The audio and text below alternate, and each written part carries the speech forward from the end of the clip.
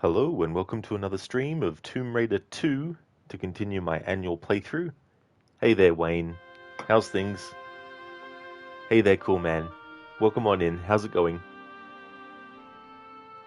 So we are up to the underwater levels and the Maria Doria wreck level and all that kind of stuff. So that's where we're up to. We're up to 40 fathoms. And 40 fathoms is considered to be the 7th level out of 18. I'm starting the stream a bit later today. I still want to do quite a few levels, so we'll see how it goes. But I don't think it's going to be as long as yesterday's stream, though, which was about 7 hours. Cool, man, doing good. Just doing some homework. Oh, nice. Well, that's good.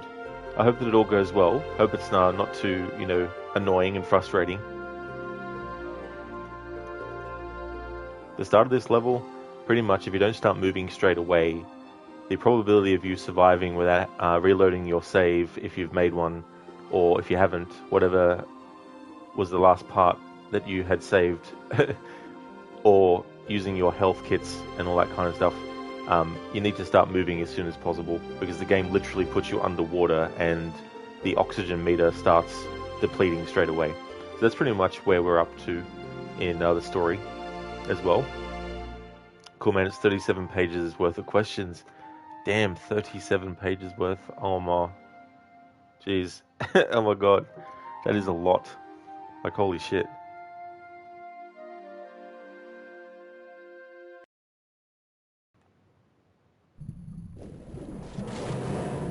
If you follow the debris, then you'll eventually come to the outside of the ship, the Maria Doria.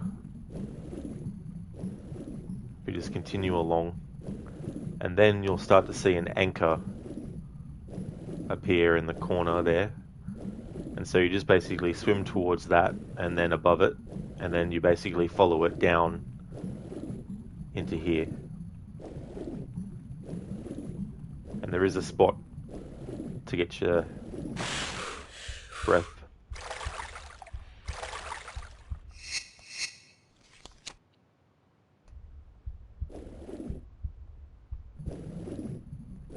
But that shark will still keep coming for you. So it's not like the game makes the shark disappear.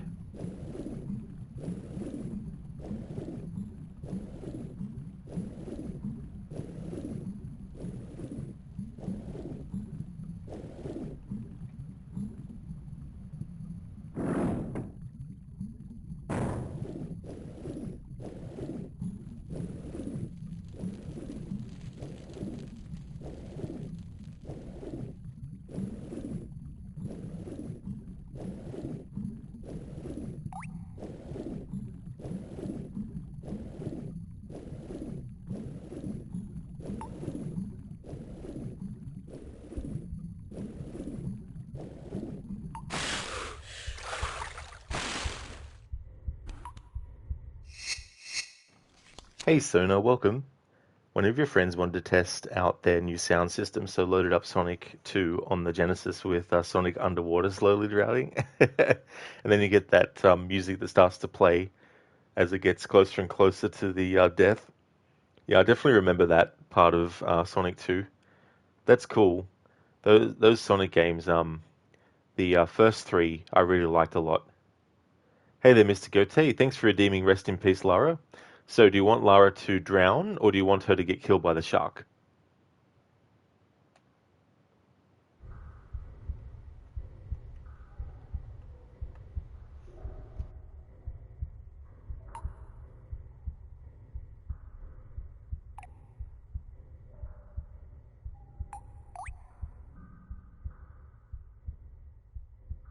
Dealer's choice?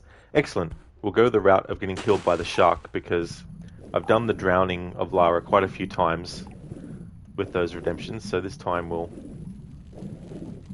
just have Lara get killed by the shark.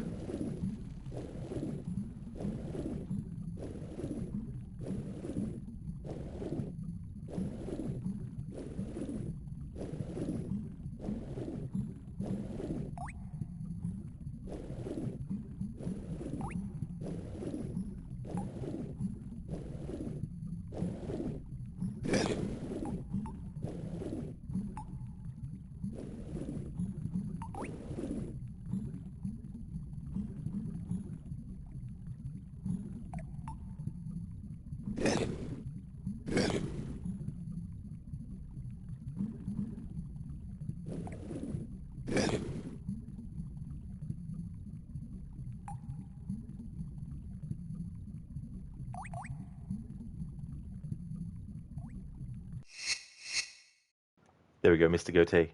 Rest in peace, Lara. Got killed by that shark.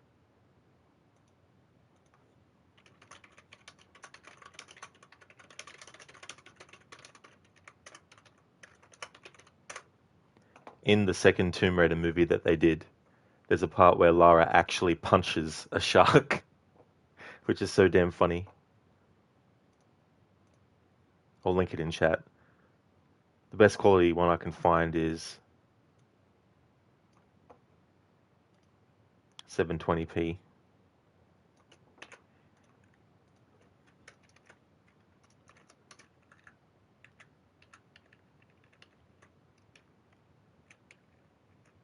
It's essentially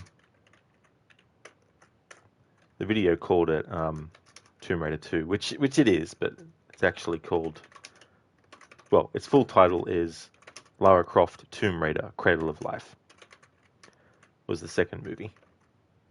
Came out last year. It celebrated its 20th anniversary. So here's a link to that. And the opening of that movie takes place in Greece, which is one of the places that Lara visits in the video games. So no, the sound was great, but that music still makes your heart race. Yeah, it's really, really good. Oh shit, oh shit, oh shit, oh shit, oh shit, oh shit, kind of music that they have.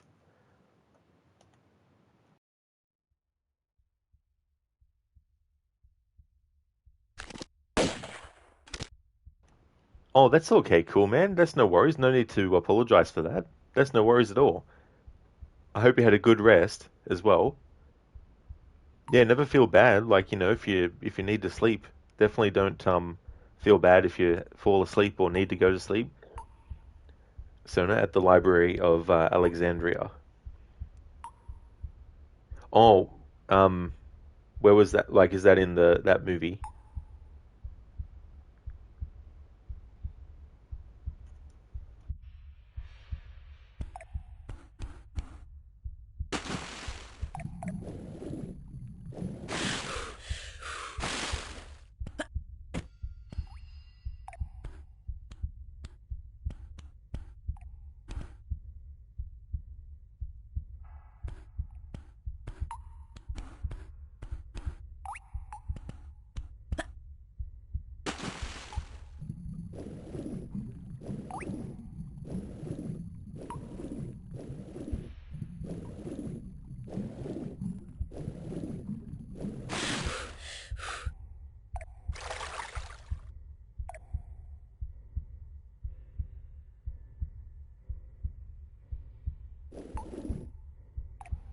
Sona in her second movie, yeah. Oh, okay. Because yeah, I thought, or maybe it isn't Greece that she goes to there. Because I thought she goes to Greece. Because I thought, or is there also a Library of Alexandria there in Greece as well? I mean, it would make sense if there is there too.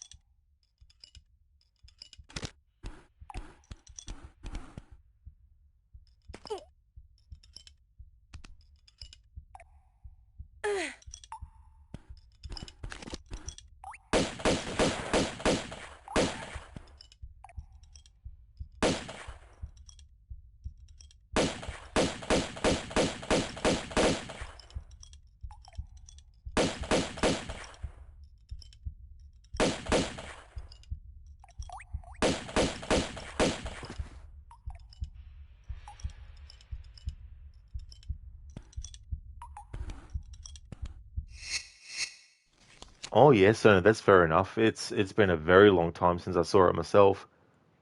Would have been on DVD sometime in the early 2000s when I watched it last. I mean, it came out in the early 2000s, but yeah, I don't think I've probably seen it since, I don't know, maybe 2005.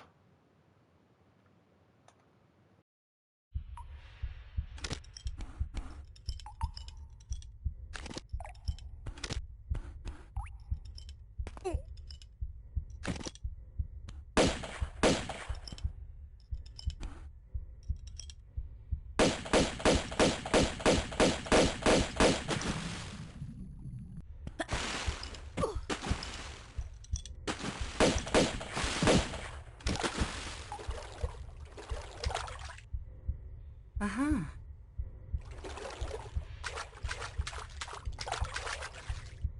Uh-huh.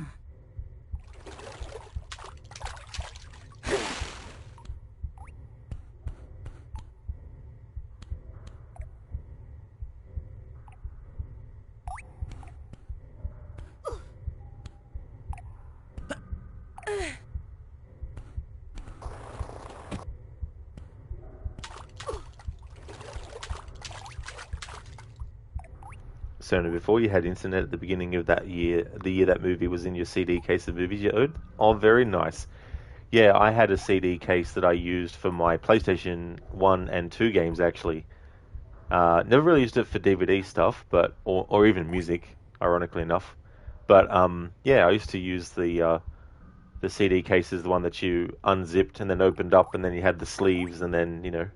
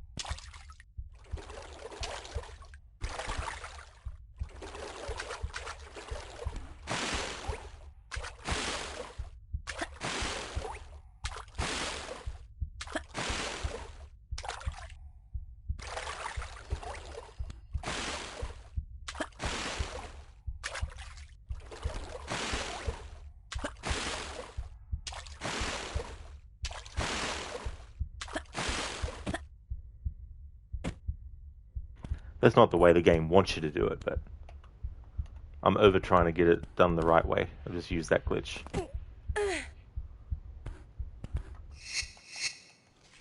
Hey, Tylian.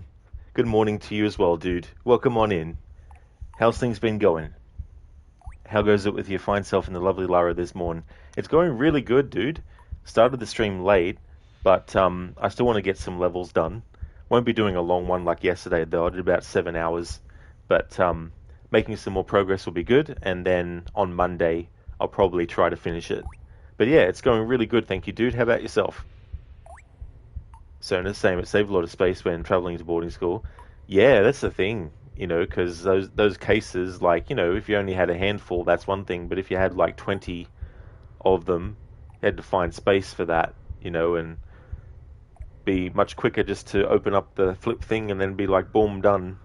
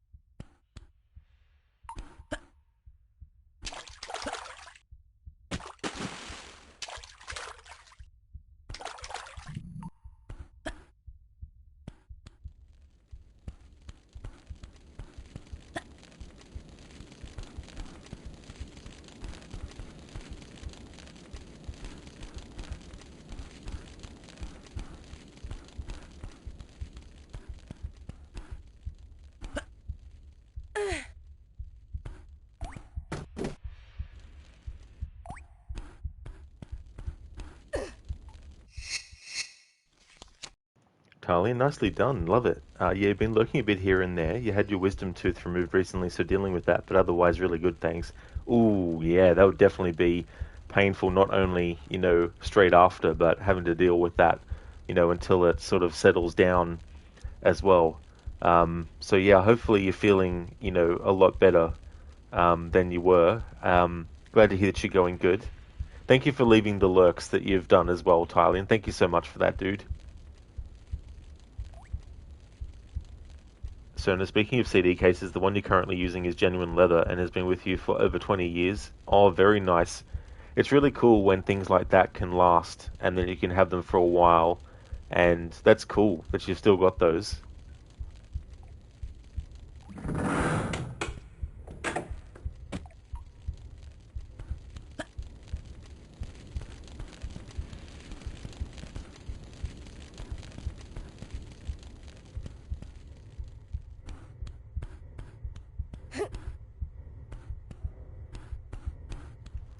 This is a part where you have to get through this. It's all timed.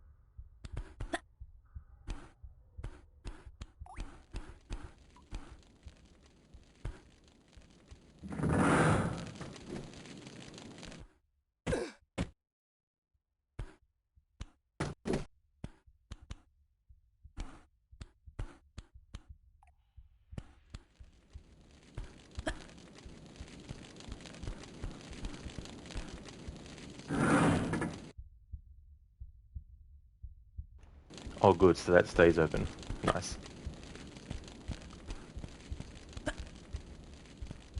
That's a good question, Talion. Do I prefer the PS1 graphics over the remastered graphics?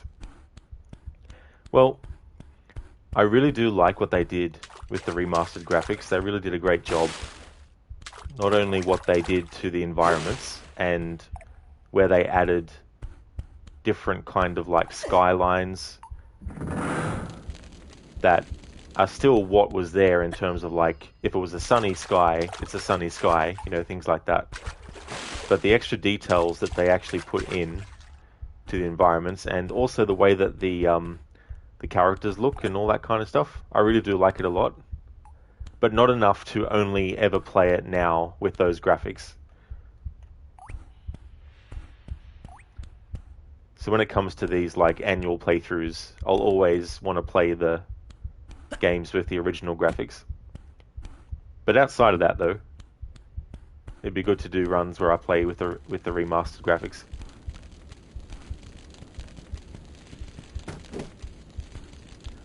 So you've since updated the movies and video games from PS2 to PS5. Oh, that's fair enough, for sure. Oh yeah. That's good that you're still getting a lot of really good use out of it. And thank you for leaving the lurk, cool man. Thank you so much.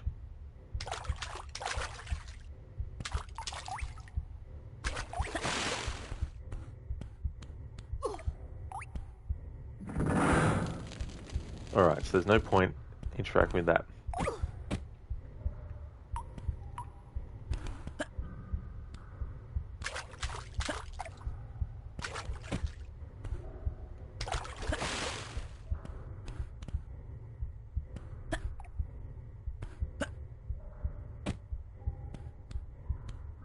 Okay, and then this just takes me back here.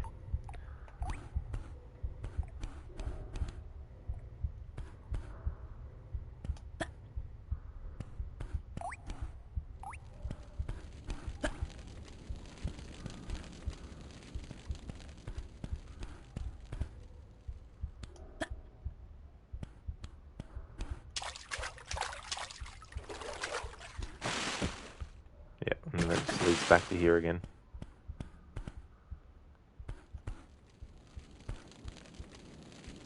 Oh, hang on. No, wasn't that one.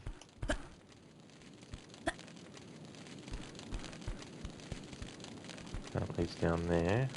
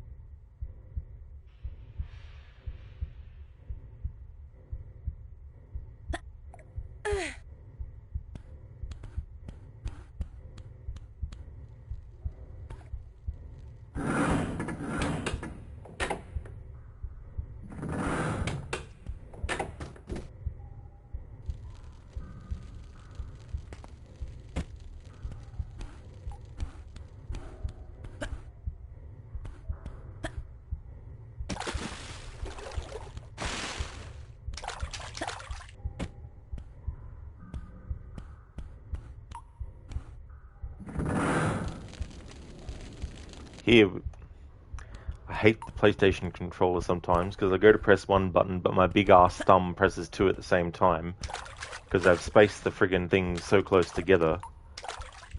I need to have pin pricks for my thumbs and fingers.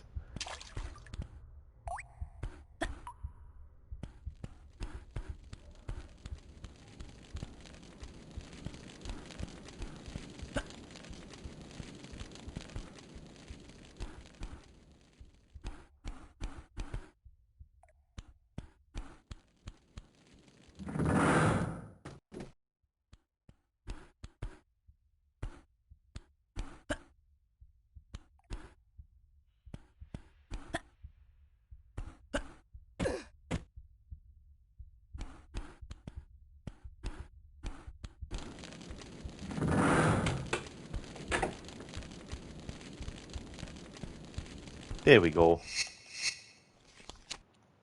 Thailand, it's brilliant that you can switch whenever you want, and so easily too.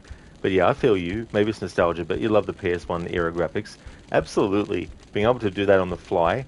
And it was great when I first played this remasters in February to basically show the two different comparisons as I went through. And that was also why photo mode came in so handy, because I could actually do that without having to actually make Lara go through certain sections. And I could just basically zoom the camera through and switch the environments as the camera was moving too between the two different graphics and stuff. Hey Dr. Darling, super mega late start, hoping for super mega late end. Well, if you were, I'm sorry to disappoint you, but this will be a shorter stream. I'm not doing another 7-hour stream like yesterday, that's for sure. But I'd like to at least do a few levels. So, did you prefer the original Xbox controller? You have smaller hands compared to all your friends, and you did not like how big that controller was. I never really played the games with that original Xbox controller for long enough for it to really be some sort of like annoyance. I don't think I had any problems with it when I did play, but I was playing someone else's and so yeah, I was more familiar with the Xbox 360 controller. Dr. Darling, requiescat in pace long stream. Yeah, just don't feel like streaming till 2 a.m. because that's what time it would be if I did a 7-hour stream again.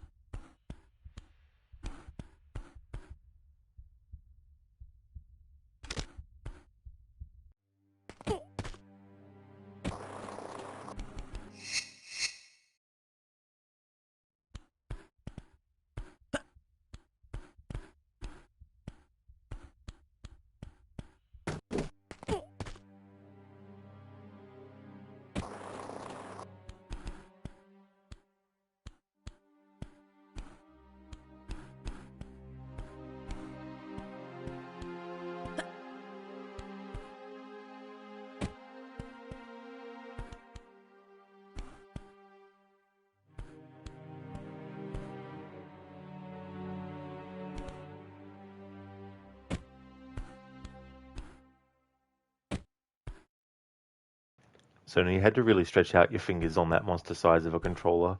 Oh, that would have been very uncomfortable as well. And even if it wasn't straight away when you were using it, it would have been not long before it did start to get, painful with fingers and stuff.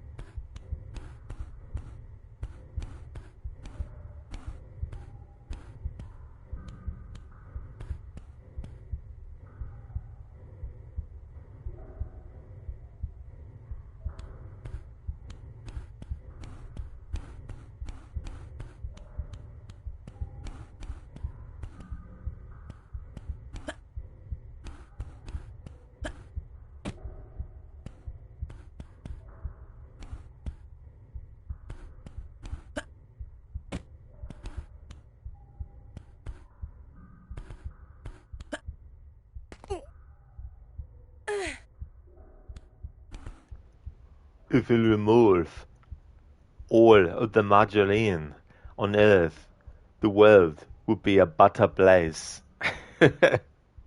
A butter blaze. Of course. Why wouldn't it be? Why don't eggs tell secrets? They tend to crack under pressure. And then they might get boiled by the person that is not wanting them to tell the secret. Or scrambled.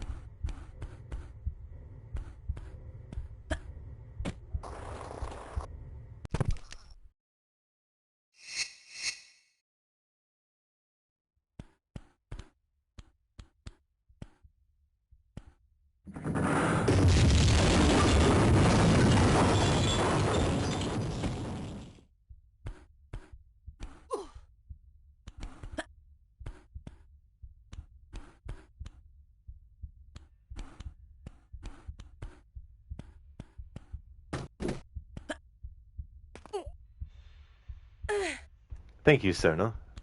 It's amazing you can switch between impressions so flawlessly.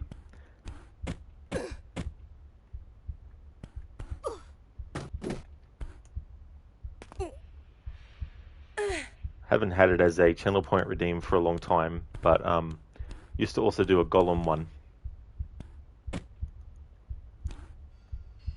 I only wish to catch a fish, a juicy sweet. Oh my god, Laura, what are you doing? Precious. Nobody likes you.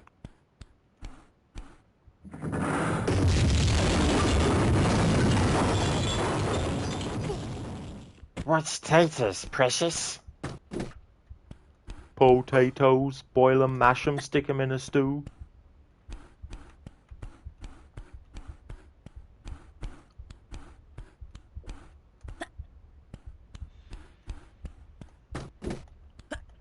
When I play the Golem game for the laughs, I'll actually do it and do some Golem impressions while playing it.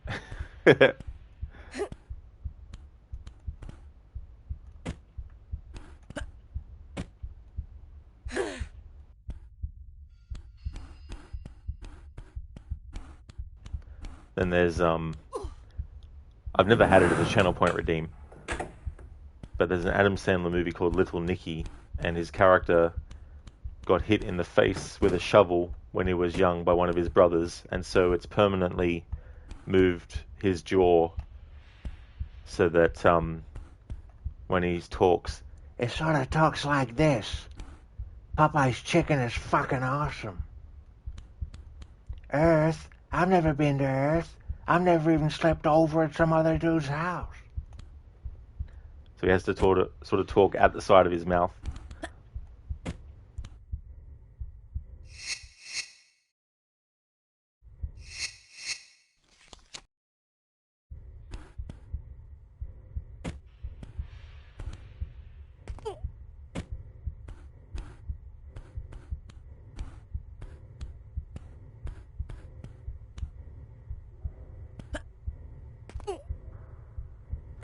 Dr. Darling, when Rod plays the Golem games, he will disable the audio for all voices and do Golem impressions for the entire game. Even if I could, that would definitely be a big strain on my voice.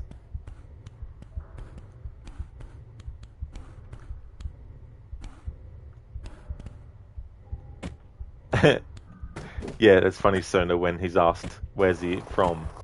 He's like, The South. The Deep South.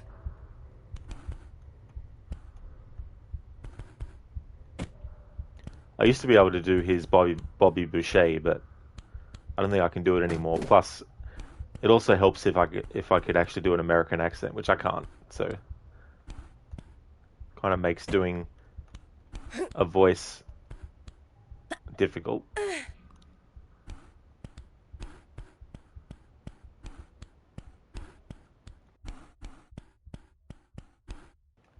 That's some quality H2O. Yeah, I can't really do it anymore. Not that it was great or anything before. But I hadn't tried that one for a while.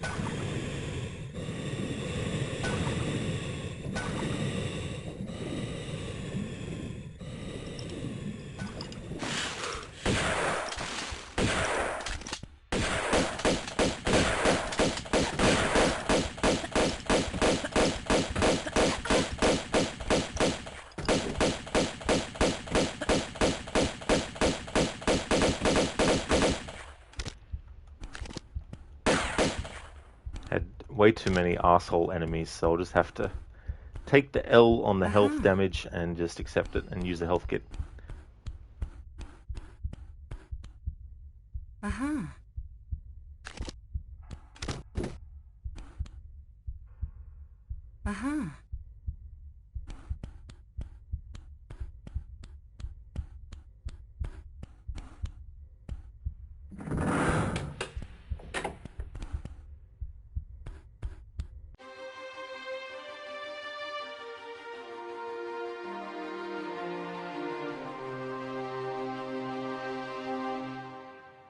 Actually, it didn't matter anyway, ultimately, because finishing the level gives my health back already. So yes, I can save another health kit so that I can end up having 60 by the last level and only using 1 or 2 by that point.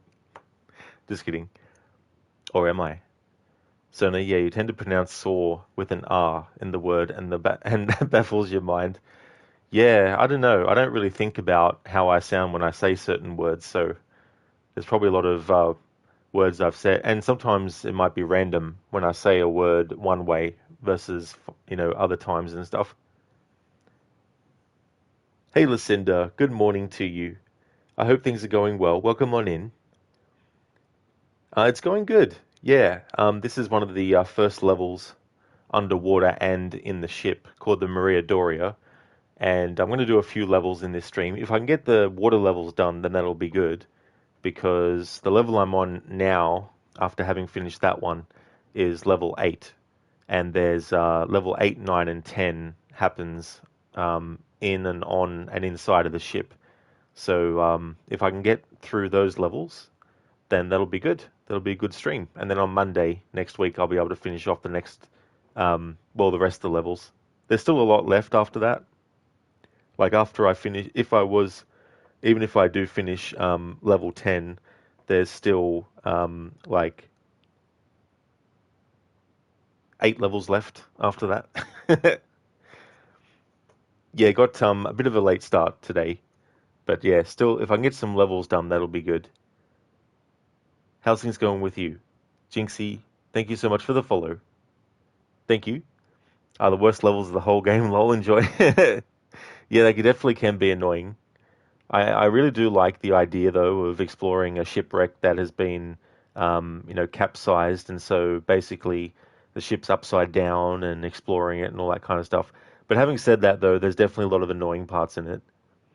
Dr. Darling, what's going on with Twitch? Every username is grey to you. Not too sure, Dr. Darling. Yeah, although now that I notice, some have turned up grey as well. For me as well, for certain people. Yours, though, Dr. Darling, is still blue, or is coming up with as blue on mine as well. But yeah, I didn't even notice that until now.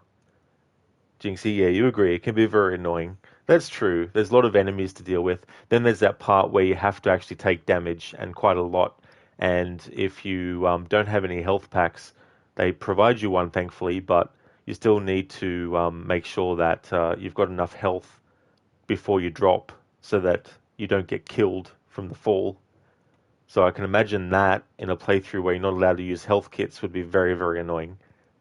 Listen, you're going all right. Today will be day 2 of IT stuff. Yes, there was a lot of stuff. You think you're planning on sitting in on calls today and learning about some more stuff. Going to be another busy day, you're sure. Well, that's definitely understandable too, to have to spend that amount of time with that as well.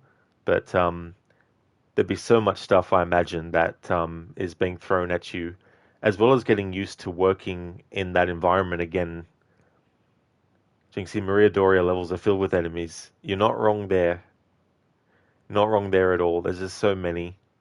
For Tomb Raider 1 recently, I did a no heals challenge, and that was all though. I didn't do no saves or didn't do pistol only. But there were some tough sections, but only in terms of like getting through without taking too much damage. And once getting through, if any damage was taken, if it was acceptable, i.e. it wasn't that much, then I'd let it slide. But if not, I'd try it again until I got it better. Listen, you also found out that your phone is too old to support the work apps you need, so you need to go get a new phone this weekend? Oh no. I'd be like, yeah, can you pay for the phone for me, company? Jinxie gave you an idea. You'll try to run no meds. Oh, cool. Yeah. Yeah, it's interesting because like usually with these games I hoard a lot of health anyway, so it takes me a long time to even use a small medipack, let alone use a large one or any at all. But that's my usual sort of approach. But yeah, to actually make it where I couldn't heal at all, though, like I could reload a save, but then if you have to redo a section 10 times, that's however many minutes of time that you've had to spend. So now you choose magenta as your username color and it's not showing up on your chat after a few minutes. It's very, very weird. I don't know why it's doing that for. That's strange.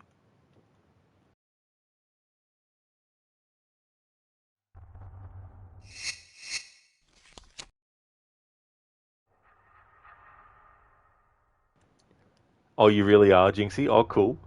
Yeah, I'm the same with that with weapons. Like, I will use, no joke, the dual pistols for as long as I can before I decide, okay, finally, now I'm going to use shotguns or Uzis and other weapons. Listen, you just got your message failed to send. You think Twitch is having issues. So you got one? Yeah, I've had that happen. I even had that happen 3 times in a row. But yeah, I noticed too now that Jinxie, it came up saying that you're a first-time chatter after you'd already posted quite a few comments. So Twitch is definitely dropping the ball at the moment in that regard too. Usually if someone's a first time chatter, it'll let the streamer know on the first message, but it took a few messages for Twitch to actually be like, oh, Lucinda, you planned on buying a new phone soon anyway because of having money again, but you at least wanted to at least get your first partial check. Geez. And if they don't pay for the phone, you don't have to have those apps, but in your line of work, it makes things much easier. Well, that's the thing too. If it's going to make it easier, it's better to do that than to have to, because if it's much more difficult, then you'd have to spend more time doing it. So no, there was 2 upgrades within the past few days. Oh, I see. Well, yeah, the colors of people's names are coming up proper now. Hey there, Lunch Mob. How's it going today? Welcome.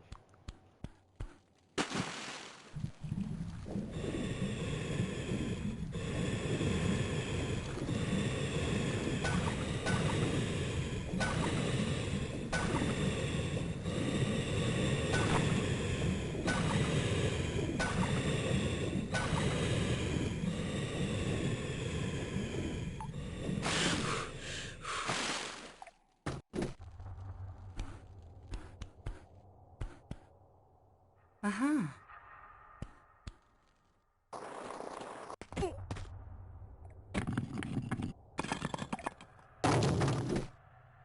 Alright, there's no way to get to this without taking damage at all. That's one of the first kind of spots in this game where it's like, you actually have to take damage. There's no way to avoid it. So as a result, I need to use one of my 19 small medipacks. I mean, I hate to have to use one of them, because then I'll only have 18 left then. I know, Lara. Exactly. Sigh. That's how I feel when I have to use a health kit, when I've already got 50 of them. I hate having to use at least one.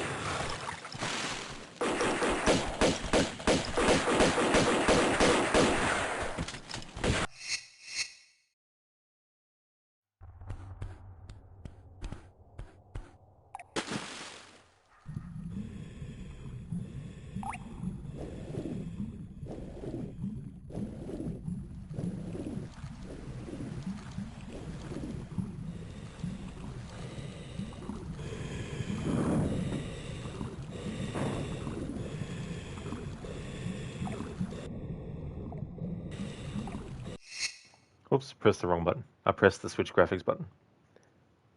Dr. Darling, all this talk about pizza might make you order one on Sunday. Why not order one now? Hey Afro, welcome on in. You're new here. Welcome on in, Afro. Welcome to the channel. My name is Arnold Schwarzenegger. Welcome on in. How's it going, Afro? So they're bored and they just increased their IT budget and they require a new model of phone to receive emails and other information.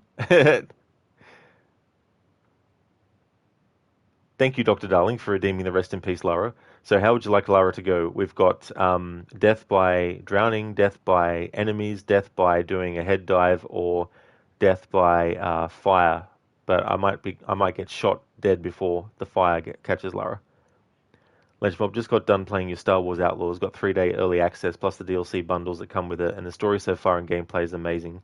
You didn't know you're really good at flying a ship in space while doing both illegal and legal jobs around the galaxy of Star Wars, lol.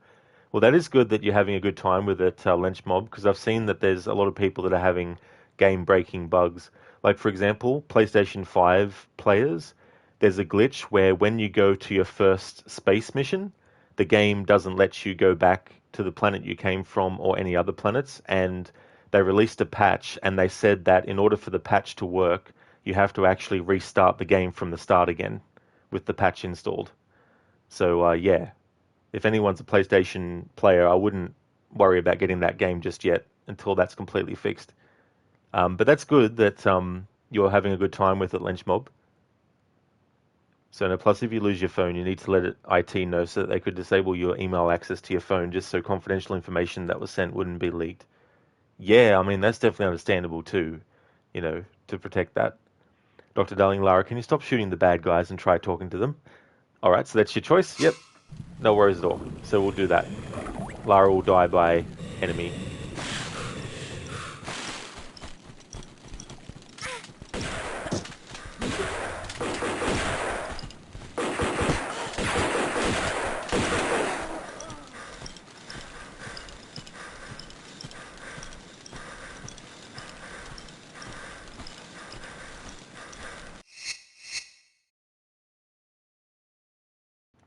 There we go, Dr. Darling. Thanks for redeeming that.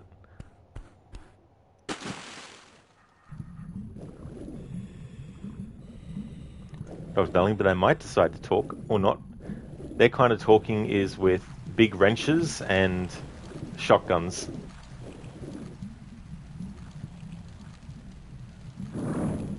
Yeah, Lucinda, rest in peace, Lara. Good one, Dr. Darling. Wrecked indeed.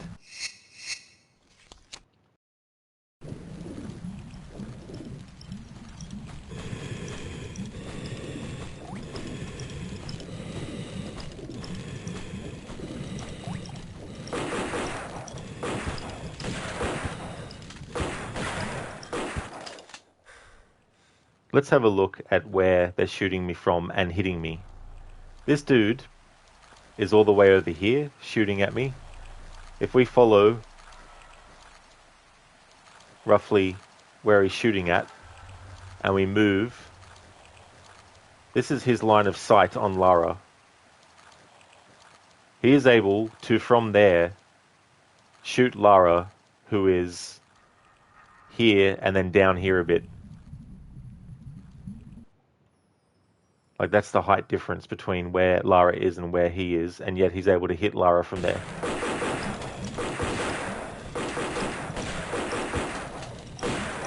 Meanwhile, you can't.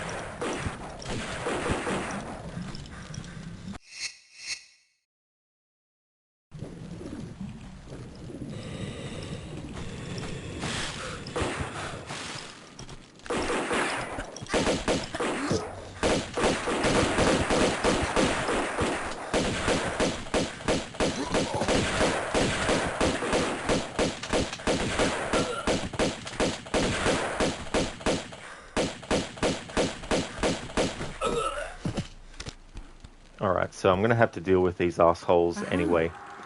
So I may as well deal with them now and take the L on the health loss and just use another fucking medipack.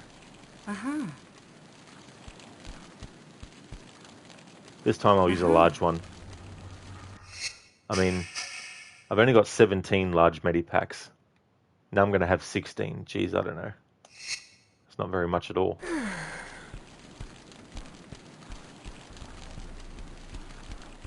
Hey there, now, bro. Welcome. GG's on finishing Unity. That's excellent. So what did you think of the game? Lenchmo, wow, you knew a lot of people are having issues with it, but you haven't had any issues other than dying in the game from making mistakes. But you didn't know there was a glitch and that they released a patch for it. Might have to check if your console installed the patch.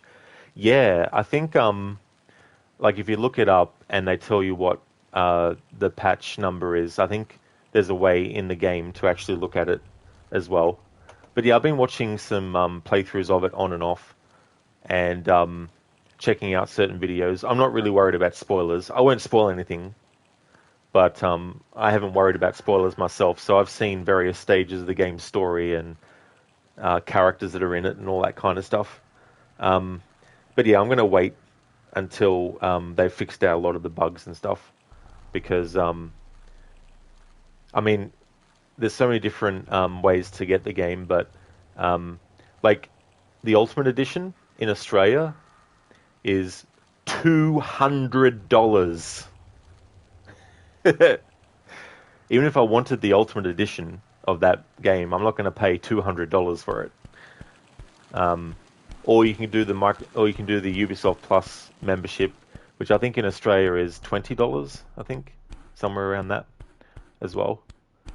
But yeah, I mean, there's some things in it that I think are done well.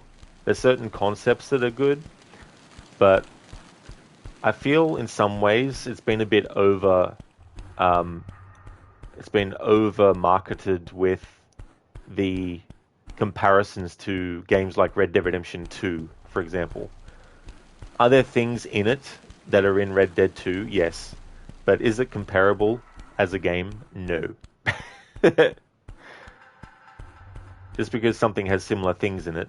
Like, for example, it's got the ability to mark and execute, basically slow down time, mark enemies, and then you press a button, and then the character shoots all the enemies.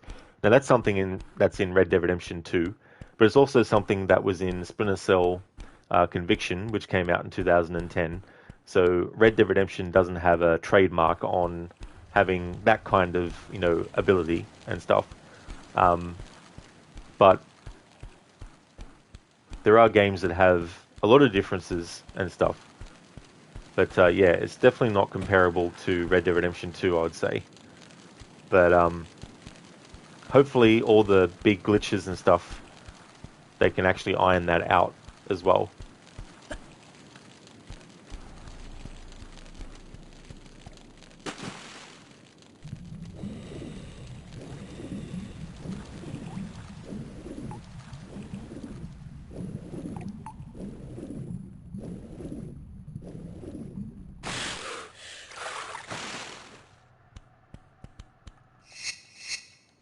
Nah, bro, you enjoyed it? It's a shame it was so buggy when it came out, because it sort of changed the direction the series was headed. That is true. I'm glad that you enjoyed it. That's cool. Yeah, there were things that could have been improved in a way that still evolved things from what Unity had started to do as well. Because in the previous games, while you could obviously hang off the edge of something and then basically drop down, you couldn't do like a fast scaling down from the building. So Unity adding the ability to do the parkour or free run down meant that you could hang off of something and then just hold a button down and the character would automatically make their way down the building quickly to get right down to the bottom of the ground. So things like that as well. And they kept that. They kept that moving forward. So in Syndicate and Origins and Odyssey and Valhalla and Mirage, you can still have the character hang off the edge of something and then hold a button and they'll automatically go down the building and all that kind of stuff. But there are some other things that Unity had which they took out, which was the manual jump. Manual jump wasn't something that was added in Unity. It had been in the series since Assassin's Creed 1, but it allowed you so much versatility of doing certain things by being able to actually jump on the spot or jump forward or jump, whichever direction you wanted to.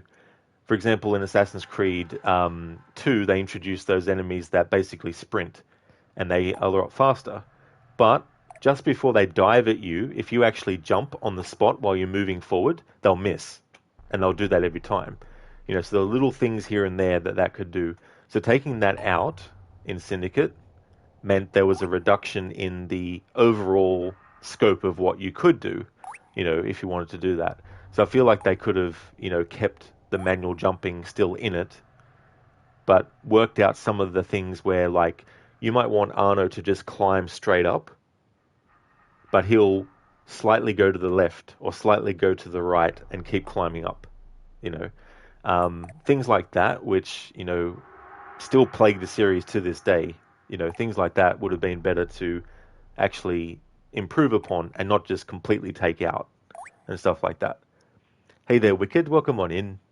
Well, Ubisoft has found a way that you pay them for testing rather than pay to testers. Yeah, I mean, like, this desire to get these games out quickly and rush them and not even give them like a few months extra can really, really, when that could have really helped as well, and with the consoles, of course, if they're trying to do two different versions for different generations of console, that means that they have to make compromises somewhere when they're doing that. So, but I don't think Star Wars Outlaws, for example, is available on Xbox One and PS4. I doubt it would be. I'd be surprised if it is by now in 2024, a game being for both generations. But nah, bro, because you're not a huge fan of the RPG style of AC. You enjoyed Origins, but you haven't played the newer ones because RPGs tend to feel like work rather than an escape. Yeah, nah, bro. Like I'd probably classify Origins. Like technically, you can still classify it as an RPG. That would still fit it. But I feel it's more of an RPG light kind of game because you do have the leveling up system, which wasn't something that it introduced. It was already introduced in a small way in Unity because you had the diamond ranking. But in Syndicate, it was the first time in the series you actually had a number level that you were given. And there was about 10 levels, 11 if you did the Jack the Ripper DLC, I think, as well. But Origins was the first one to be like, here's all these levels that you can level up your character. Here's these sort of like quests that you can do and go off and do the side stuff. And here's your character, and all that. Have them someone that wears certain, like has certain weapons with certain stats on it. Unity had weapons with stats on it, of course. And then so did Syndicate as well. But it felt more of a stronger RPG by Origins. But then Odyssey came along and really pushed it further into that RPG space as well. Hey there, Siggy McCrit. Thank you so much for redeeming a random Red Dead 1 or 2 quote. Lunchbob, imagine paying $300 for GTA 6. Every fan of that base will pay that price for it, lol.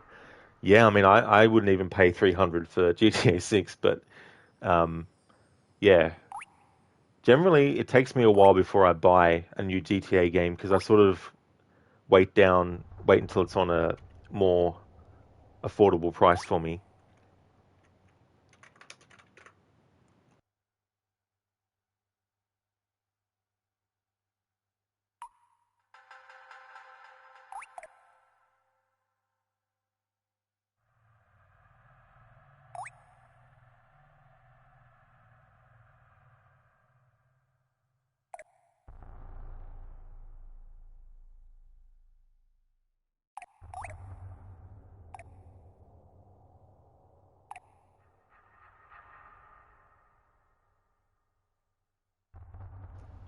Get up, old man. I'm up. Get up. There, I'm up.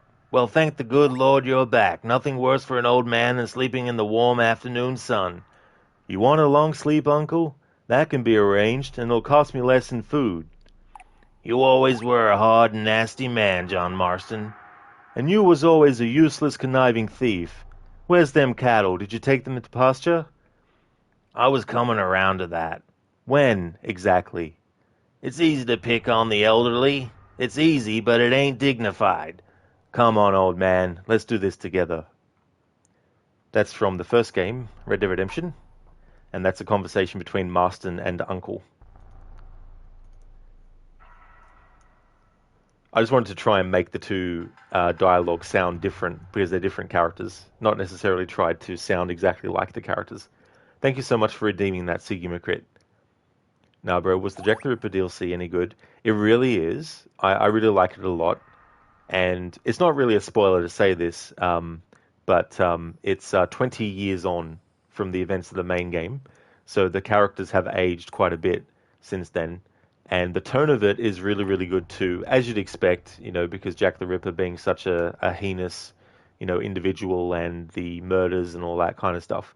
It really, really suits. The main game is more sort of like, it can be serious, but it also has a lot more of a comedic lightheartedness about it.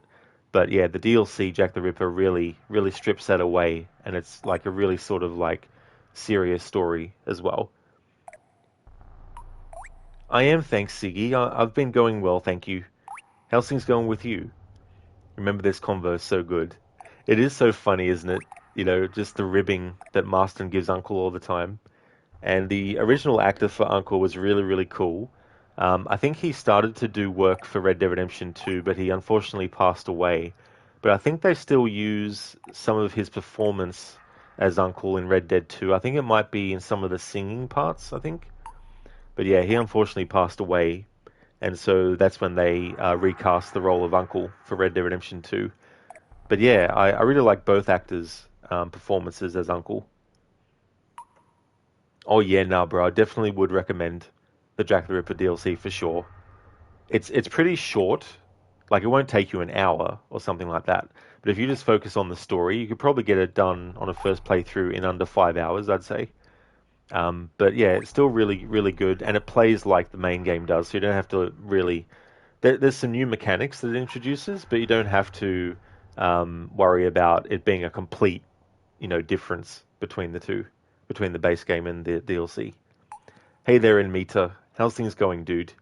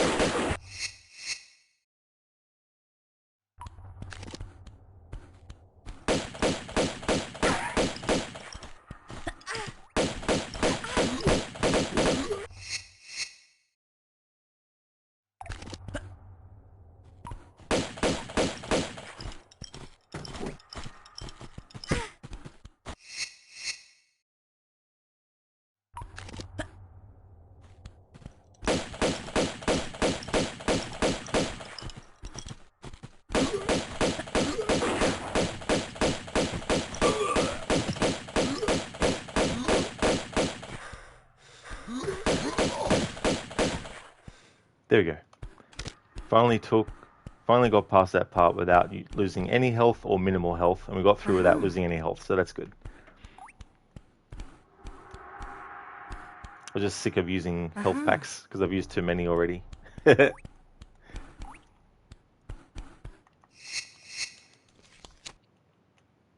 Lynch Mob, you watched a documentary about Jack the Ripper, didn't know the murders really happened and they never found the killer. That is true. Yeah.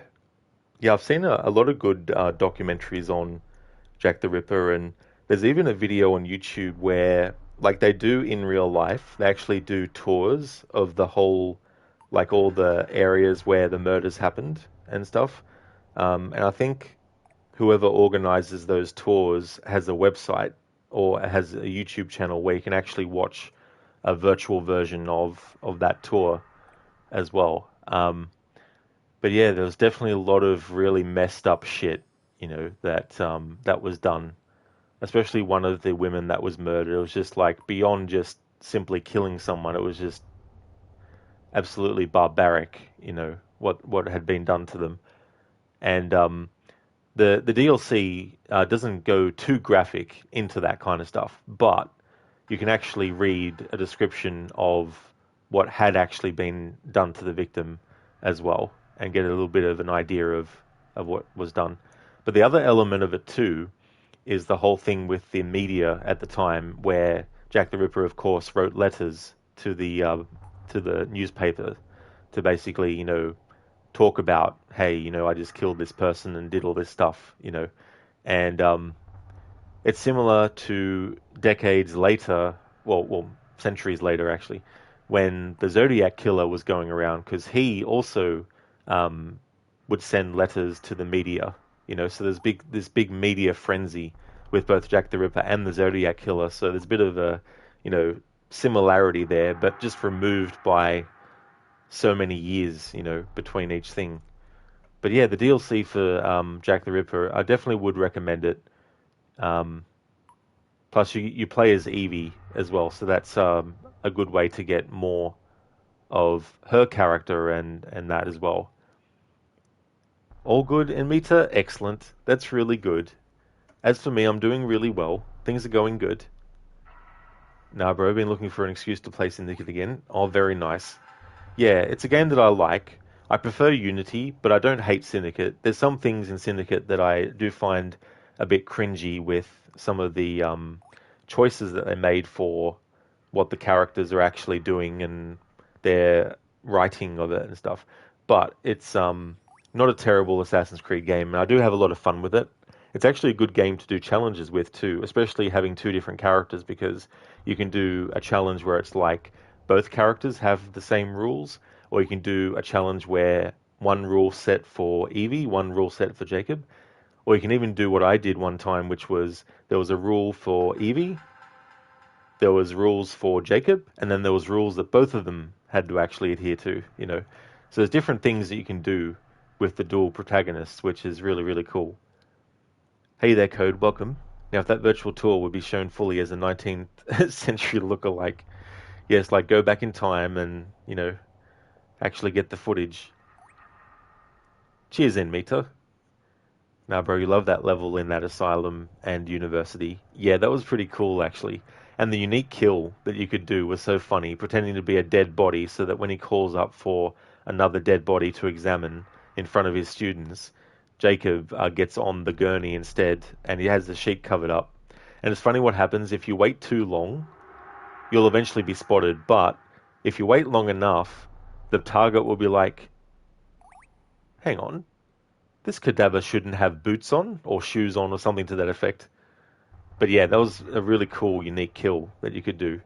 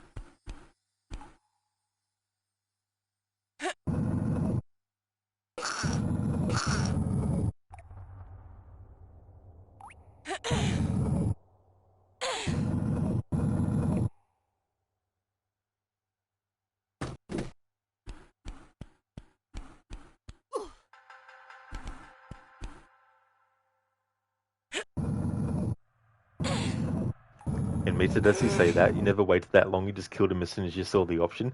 Yeah, yeah, he sort of like notices that the cadaver, quote unquote, cadaver has shoes on.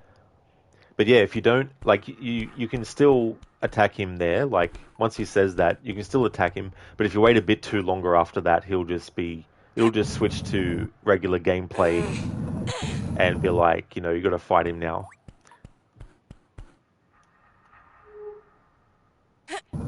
Code or the tour would be a poor man's version done in Legos. That would look funny.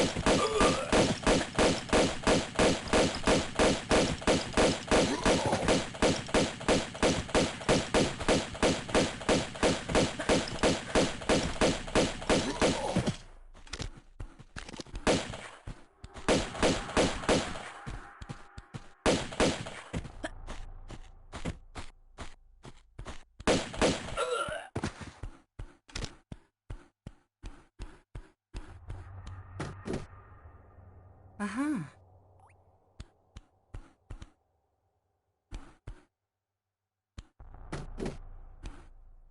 Uh-huh.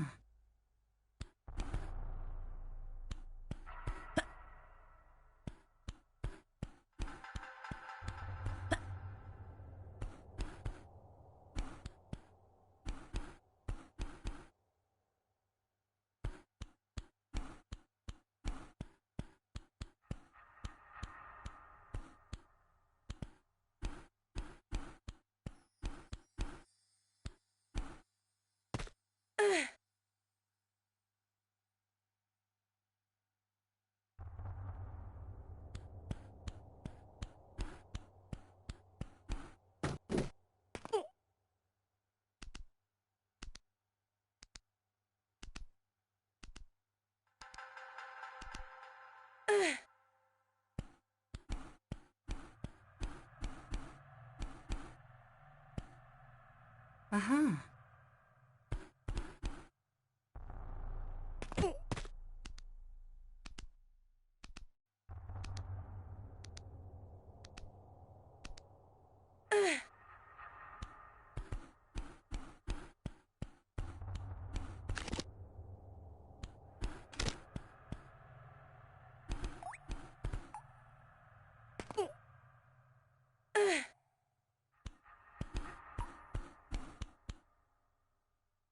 Uh-huh.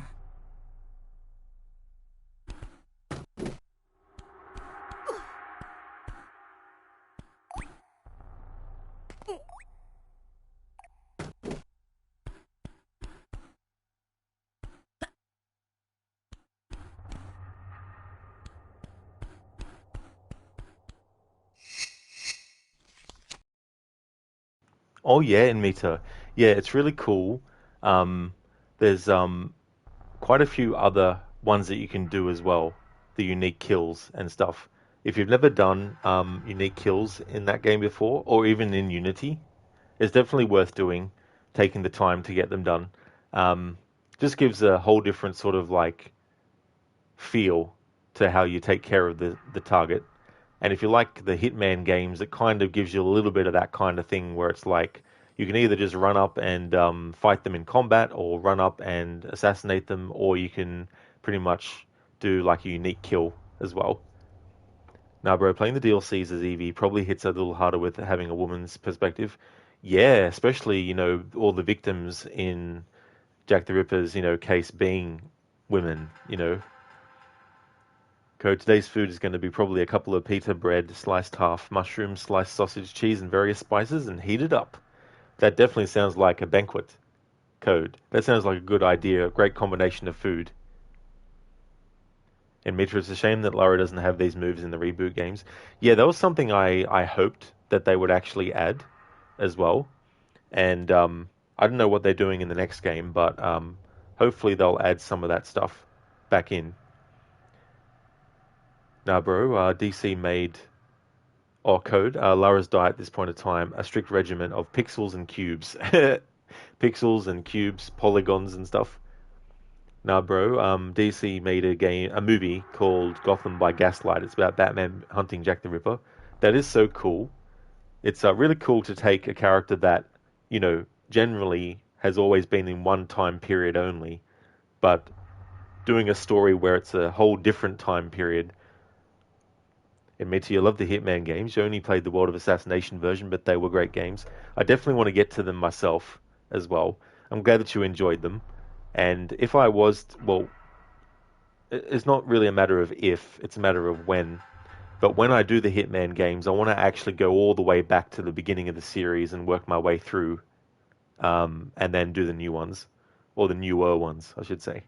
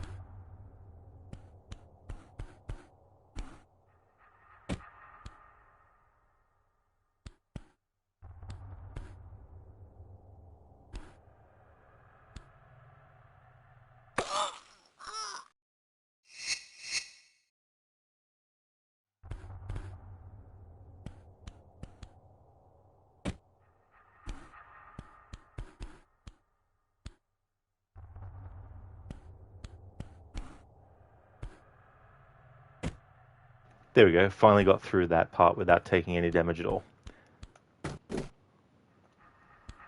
Well, that little part. Uh-huh. Have to actually get out of here again.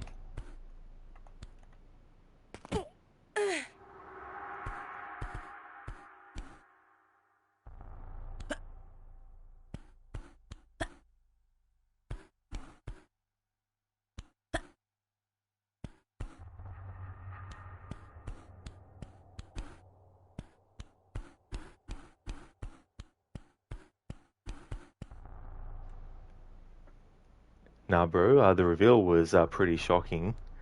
That's really cool when you just don't anticipate something happening or being done a certain way, and it can really be surprising. Code, so far, you think you've watched at least a couple of movies about Jack the Ripper. One is with Michael Caine. Don't know if I've seen that one, Code, actually, with Michael Caine.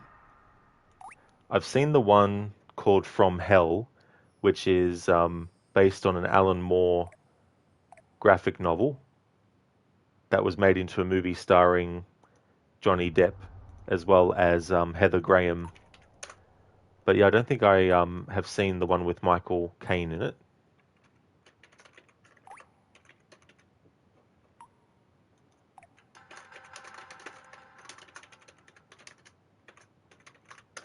Oh yeah, so it was a mini-series in 1988. So if you wanted to see what Alfred Pennywise looking like Michael Caine looked like when he was younger, watch Jack the Ripper with him in it in 1988. Well, younger than he is now, of course. There's probably some movies earlier than that where he's even younger. And Meaty, you also own Absolution, but you haven't played only the intro part. Oh, yeah. Yeah. Well, hopefully it ends up being a good game. Wicked have went through all the Hitman games. Hitman 2 Silent Assassins is a favorite. Oh, very nice, Wicked. That is cool.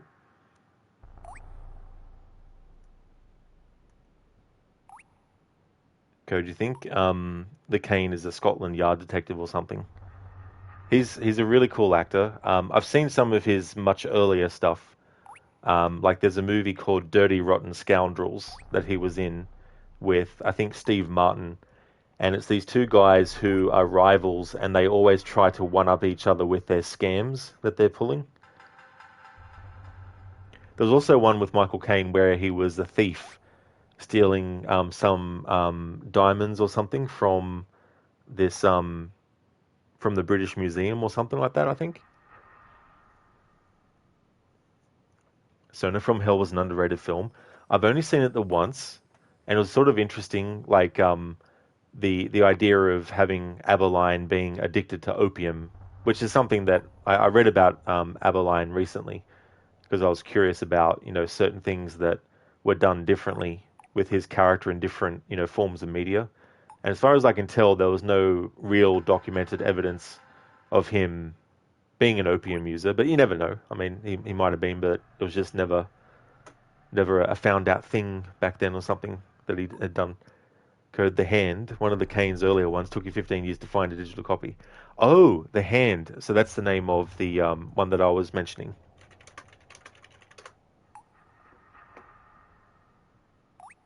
Oh no, sorry, you're mentioning a different movie again. So The Hand is a 1981 American psychological horror film written and directed by Oliver Stone, based on the novel The Lizard's Tale by Mark Brandel.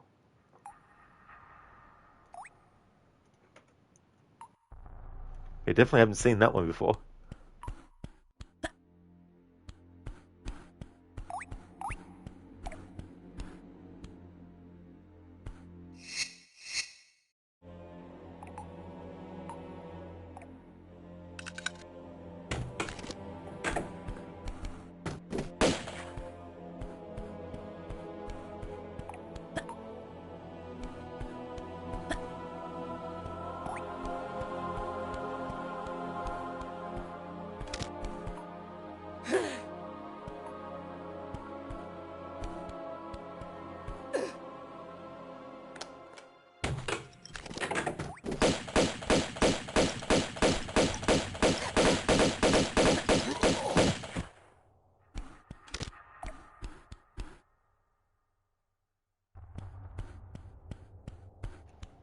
always like to mention this.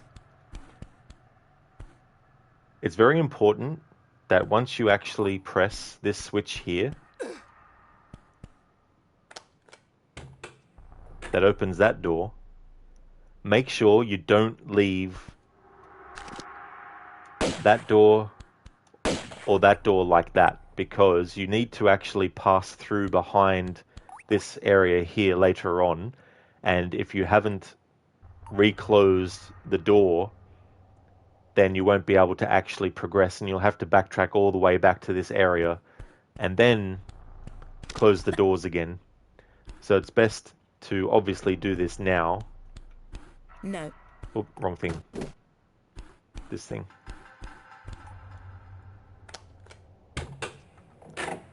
To close them, so that later on, when you drop down there, you can actually pass through and go there. But if they're left open, that passage will be blocked off.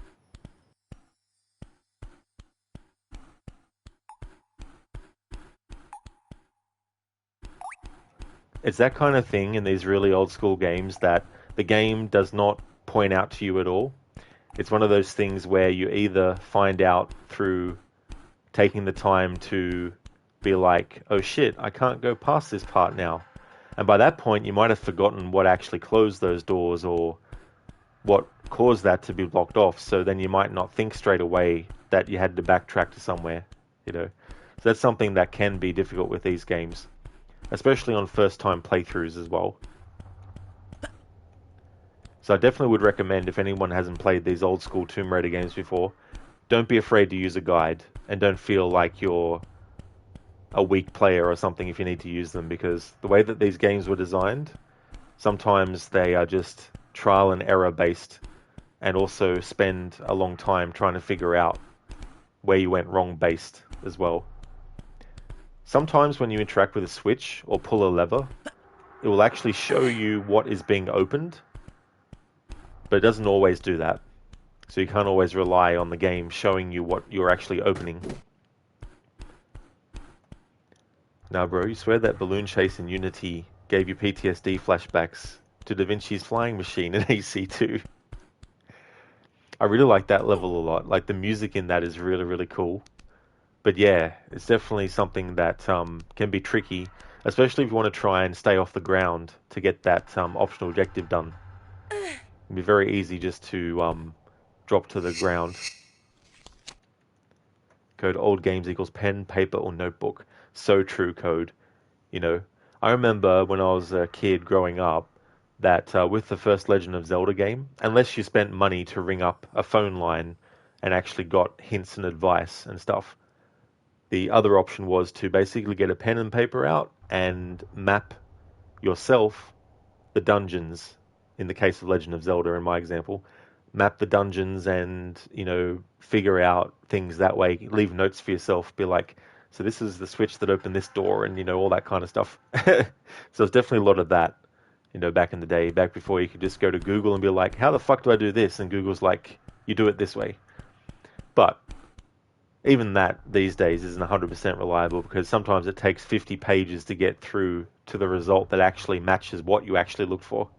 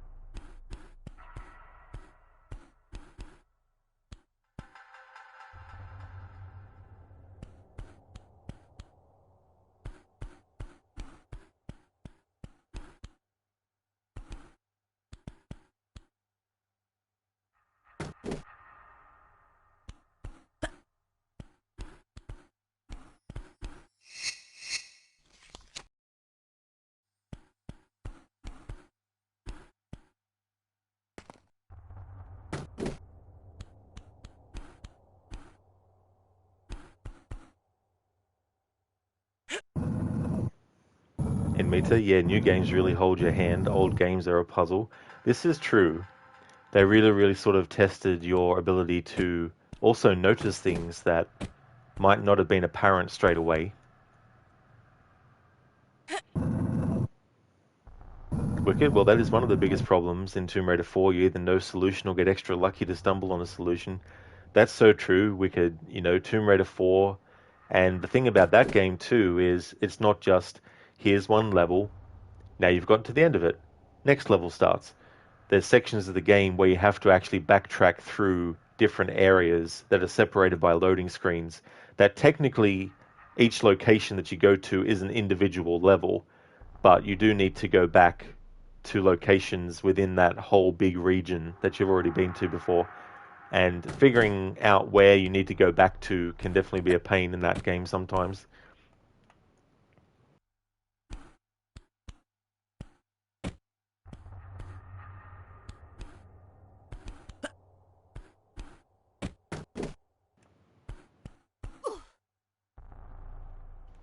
Code with Zelda, the by-hand mapping, and through that, a few secret rooms for bombs.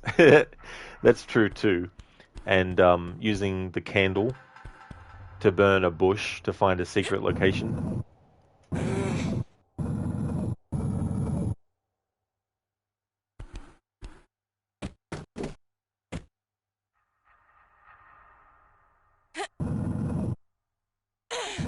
Hey there, Lizzie. Welcome on in. How's things going today? Or in case of you trying to Google info about AC2 and getting wrong information. Now that really is annoying too, Lizzie. I've had that happen as well. There was also a time when I was doing a GTA 5 playthrough where I wanted to get all the, what are they called? Those plants in that game. I can't actually remember what they're called now.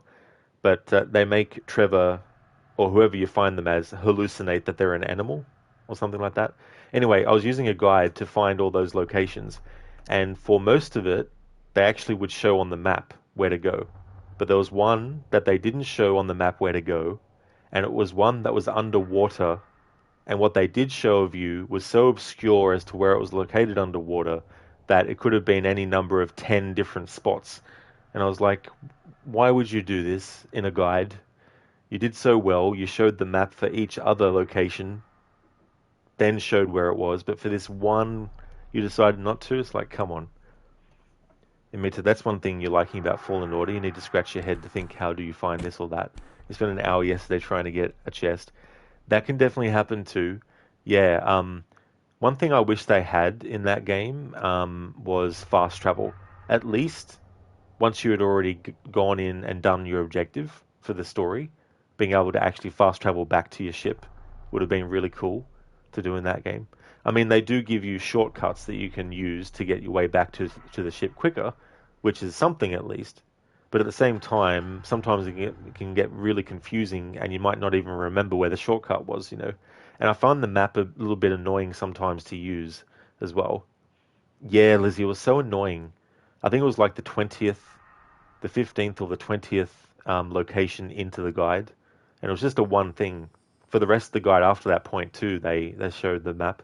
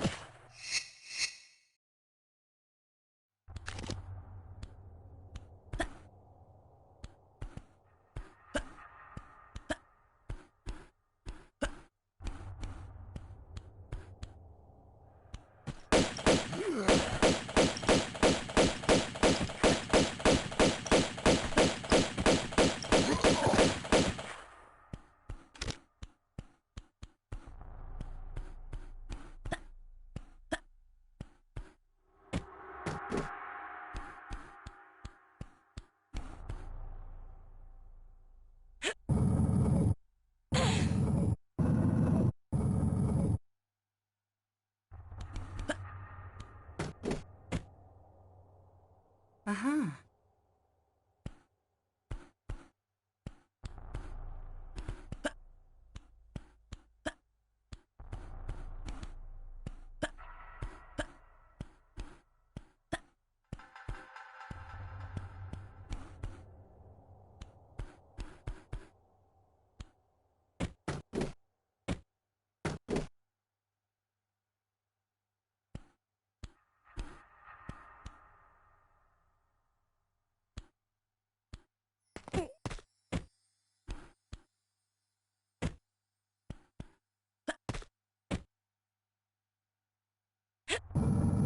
In Meta, you notice that as well. Yeah, I mean, if you know the area off by heart, then it wouldn't be that difficult really to know. Ah, this is the shortcut. This is where I need to go. You know, that kind of stuff. But yeah, I've only played the game once, so I'm not really sort of like familiar with the layouts and stuff.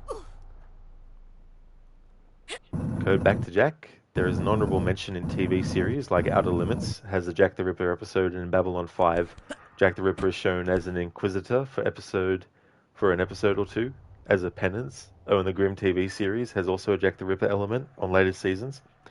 Yeah, that's the thing, right? Like, it doesn't take away from how fucked up Jack the Ripper was, and it doesn't take away from how tragic it is for the people that lost their lives.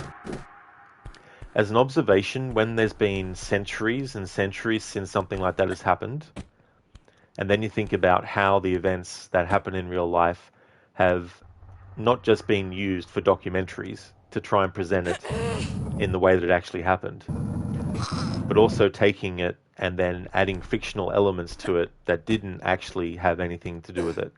You know, things like that. Having things like that in the ensuing sort of like centuries, like it's just interesting to see what angles they take on it. You know, the first thing that I watched or listened to or played, whatever the case might be, that was about Jack the Ripper. In my case, it was a video game. Was Shadow Man, because at the start of that game, Jack the Ripper has a monologue where he's talking about stuff, and then the main villain of the game, Legion, turns up and basically offers him a deal. All he has to do is sacrifice himself in order to gain this kind of like, I guess he frames it as like this immortality. And then he's like, I can't remember all the dialogue, but he says something to Legion like, you know, and who are you, or something like that. And he's like, we are Legion, for we are many. They did this really cool thing to the actor's voice who played Legion. And it's interesting. I mean, I'm not religious or anything, but I have seen a lot of horror movies that have religion as part of the horror. So movies that you know, like The Exorcist and things like that. The Exorcism of Emily Rose and all that kind of stuff. They of course, you know, use demons and stuff. And Legion was kind of like a demon who wasn't just one demon. It was like a whole entire legion, hence the name Legion, of demons that were all sort of in the one entity kind of thing. So yeah, using Jack the Ripper as something like that was definitely an interesting move in a video game.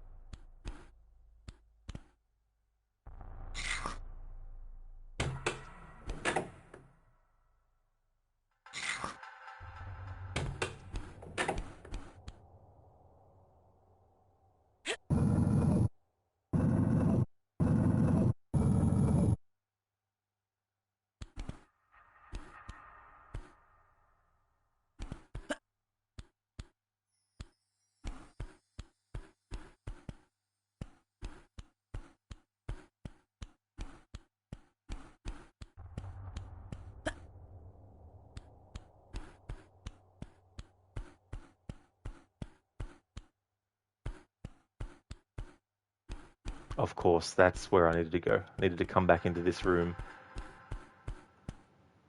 where I found the key, because there's a lever that I need to pull.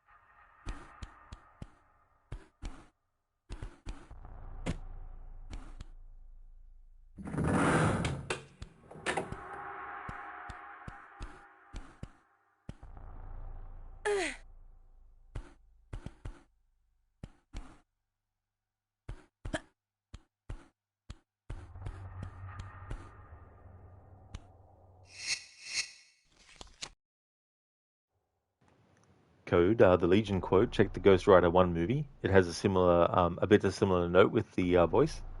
Oh, yeah, I never actually saw those two movies. So I'm gathering that Legion is like a villain in that universe. Like I know it's based on a Marvel character and stuff, but I don't really know too much about Ghost Rider and the universe it is in. Good one, Code. Lara Croft and the Curse of the Hernia. Could you imagine pushing those large blocks? I was going to say bricks. Those blocks.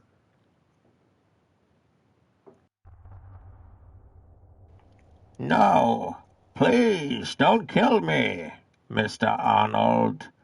I wanna be in the sequel. If you bleed, I can kill you. Bleed. Damn it. Thanks for redeeming that as a Bane and Arnie impression. I know you didn't put the rest in there, but I just thought I'd add that on extra after the fact as a little bit of a joke. But it is annoying when that can happen with typing stuff in.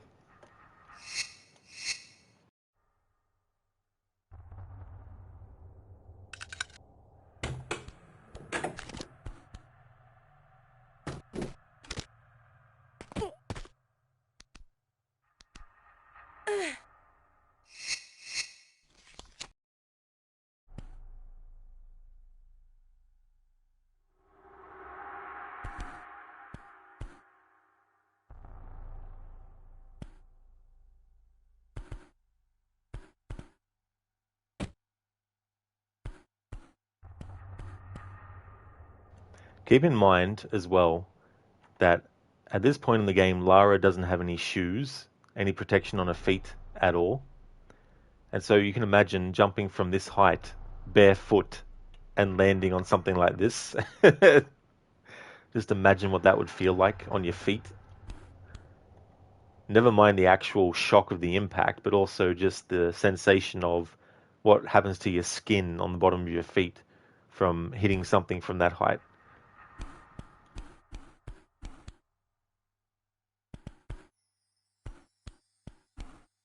Dr. Darling, so if you bought Star Wars Early Access, you lose your progress when the game is officially released. So you pay more to play early, but you lose all progress. Well, that's the thing. There's been a lot of glitches with multiple different versions, PC or Xbox and PlayStation. But the one that happens where going into outer space, sorry, not out of space, going into outer space, the one that triggers when you go outer space apparently only affects PlayStation versions of the game. I don't know about the Xbox or the PC version as well. But I've seen people play with the PC version, but they've got it saved on their HDD instead of their SSD, and that means the loading goes for a bit longer and stuff.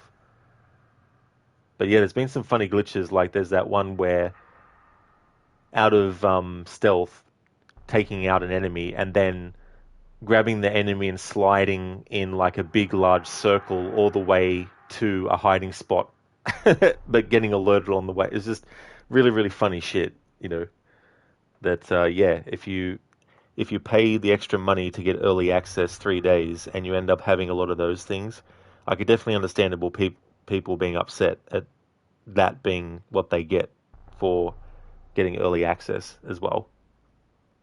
Dr. Darling, it's not a glitch, it's intended. It's a feature.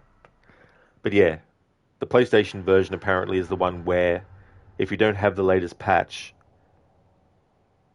when you go into outer space, it actually keeps you there. You can't get out of there. You have to install the patch and then start a new save. So if you install the patch and then continue on from where you last saved after the glitch happened, apparently it'll block progression or something like that. So yeah, if people had played it for like 10 hours on the PlayStation and then got to that point, they'd have to redo all that progress again. But not having played the game and seeing a game from start to finish, from the start of the game up until when the glitch happens, I don't know how much time in game, if you were just to do the main story, it would take for that to happen or not. But yeah, apparently it's the PlayStation version has that glitch that can only be fixed by installing the new patch and starting a new save as well.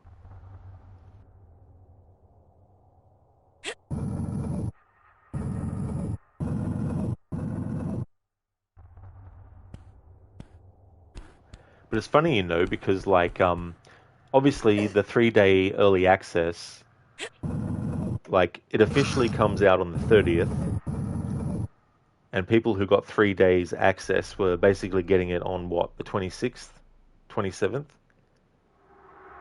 But I think there were people who even got it earlier than that, and of course they're the big, more important people that are on YouTube and stuff that get to have it even earlier than the 3 earlier days than, you know, peasants are allowed to get it earlier, you know.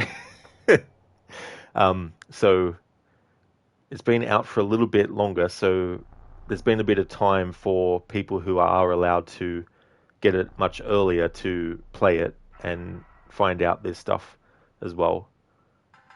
But yeah, I mean, if you want to get early access, it's understandable that if there are glitches like that, that you'd be upset as well.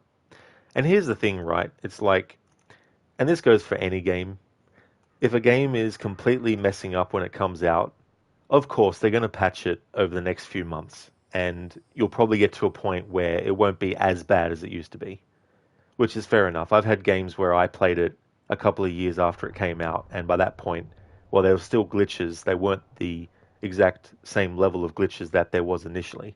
You know, like Assassin's Creed Unity and Assassin's Creed Unity and Watch Dogs 1. They're two examples of games where I didn't play them when they first came out. It was a couple of years that they'd been out by the time I got to them. But at the same time, like, if you are to get something earlier and you pay extra money for it, and there's those glitches, then it doesn't matter if they're going to patch it out eventually. It shouldn't be a case of, oh, they're going to patch it out, so it doesn't matter that the game was like that. It's like, no, it should matter that the game was like that. Whether you get it early or not, the game shouldn't be excused for having those kinds of glitches. It's like, oh, it's okay, they'll fix it up eventually. Well, yeah, of course they will, you know. But that doesn't help the people who buy it for full price or a bit extra when it first comes out. You know, the people who recognize that there's all those glitches and still want the game might be like, I'll just wait. and then they'll wait, and then they'll get it at a different price. Then it makes the different price, which would be cheaper, a better value at that point than what it was to get it straight away, and all that kind of stuff. So it's one thing for them to patch it later and people be fine with that, which is okay, But there's also going to be people that aren't okay with that, and that should be fine too, as well, because whatever something costs, we each have our own idea of what is valuable to us. We might look at a game and go, you know what? I like the look of this game, but I don't think it's worth this much money, so I'll wait till it comes on sale. It's okay to have that mindset as well, and just wait. But yeah, it shouldn't really take away from the valid criticisms that people have, where it's like, paid full price for this experience, and you should be able to express that you're upset with that, and that it shouldn't be like that. Simply saying, oh, but they'll patch it later, doesn't really help.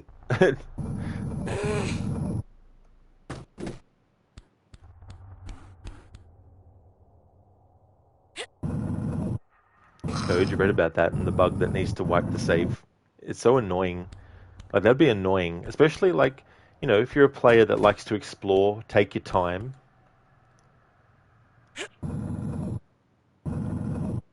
Spending all that time and then finding out, oh, shit. So it's buggy like this, is it? Oh, wonderful,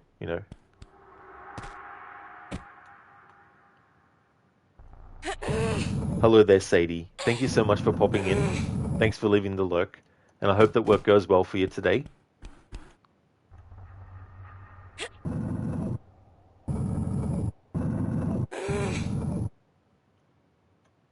Oops. Nah, bro, AC went through a bad habit of punching out games every year, hence all the bugs. Yeah, and that's something that them taking a bit longer shouldn't be an issue for them to wait a bit longer before releasing it. But then you get games where they've worked on it for 5 years, and then it comes out and it's really buggy, and it's like, why?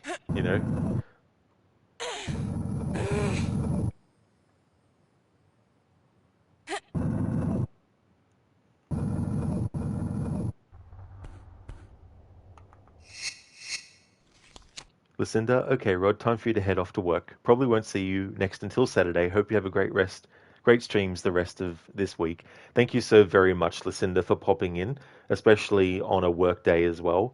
Thank you so very much. I really hope that it goes well today, and that the learning of more things goes well. Thank you so much for popping in. I really do appreciate it. Would like to highly recommend people check out Lucinda's channel. Lucinda is a streamer of games like the Resident Evil series, a big fan of that franchise. Most recently did a playthrough of the original Resident Evil 2, doing Leon's A campaign, and then she did a stream of Resident Evil 2 Remake, doing Claire's second scenario. That was the most recent set of streams that she had done. And moving forward, she's going to be a casual streamer, so you'll be able to catch her when she's able to stream. And yeah, great streamer with some really cool emotes as well. So definitely recommend. Nah, bro. Well, taking longer is also better because the DLC adds to replayability. This is true, and that's what you want. You want players to want to come back to your game even after they've finished it, even after they know what happens, even after they know where everything is. You still want them to feel like this is a game that I can come back to. And if I've already done 100%, maybe I just want to replay it again, but just take it easy and just play the story. Things like that. So, no, plus, if they're the same developer and it's the same bug game after game, it gets annoying to have to deal with that bug.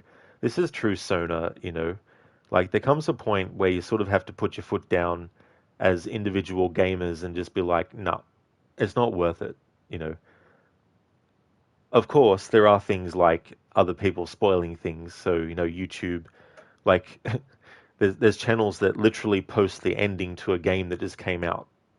It's like, whoa, just, like, at least wait a week, like this is the thing, like they're getting the game early because they're special, and then they're using that as an advantage to be able to record footage of the ending of the game to then get clicks on their video by actually posting as soon as they're actually able to, posting the ending on there. You know what I mean? So it's like it can be hard to avoid spoilers if you are trying to get to a game that you might have to wait for.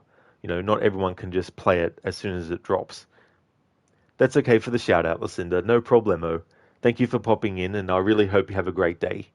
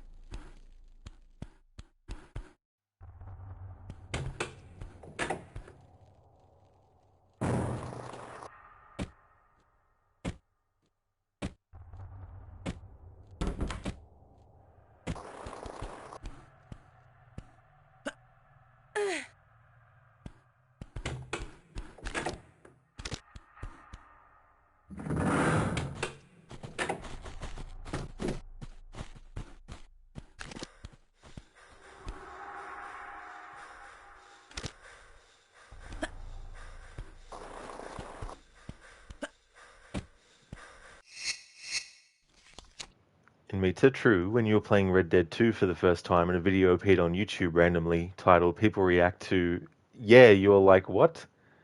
I like, thank you for ruining the game for you. This is true. Yeah, you know, it's like not everyone wants to know the ending of a game on the day it comes out for, you know, people to be able to play as well.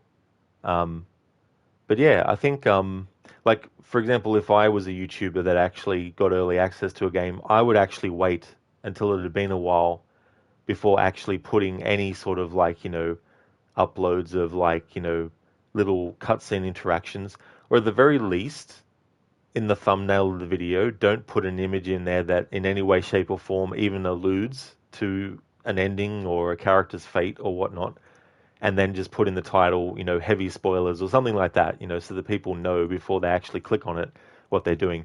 Not just basically have a thumbnail that has the character looking like they're in pain or something, and then having, you know, the title be, you know, the ending of the game. Is like, well, the chances that the person in the game who's looking that way is dead or dies is very high, you know, so, you know, those sorts of things is like, why?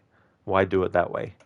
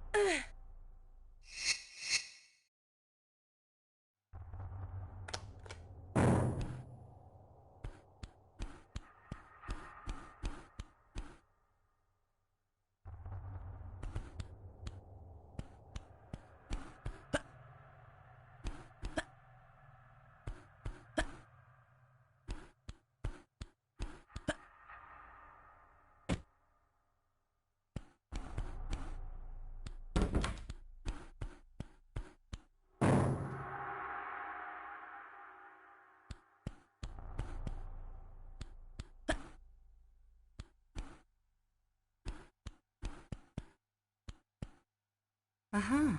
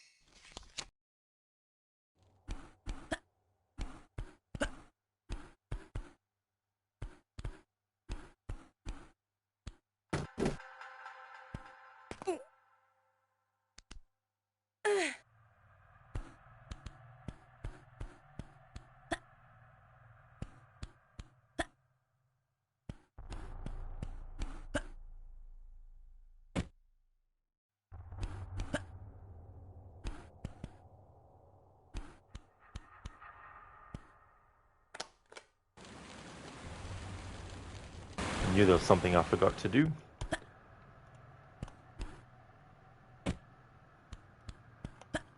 Code currently using 2 large frozen sausages to cool your phone as loading up a large update. That's one way to keep it cool, I guess.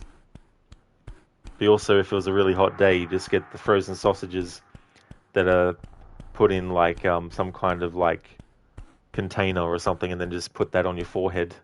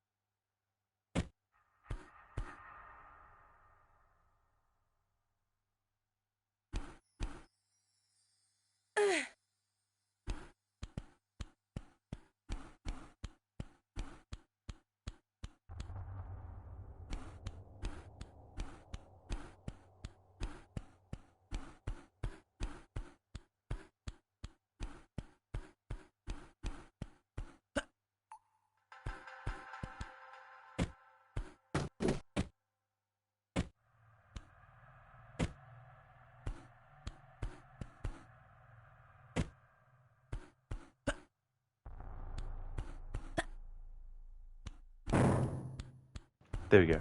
It finally opened up again.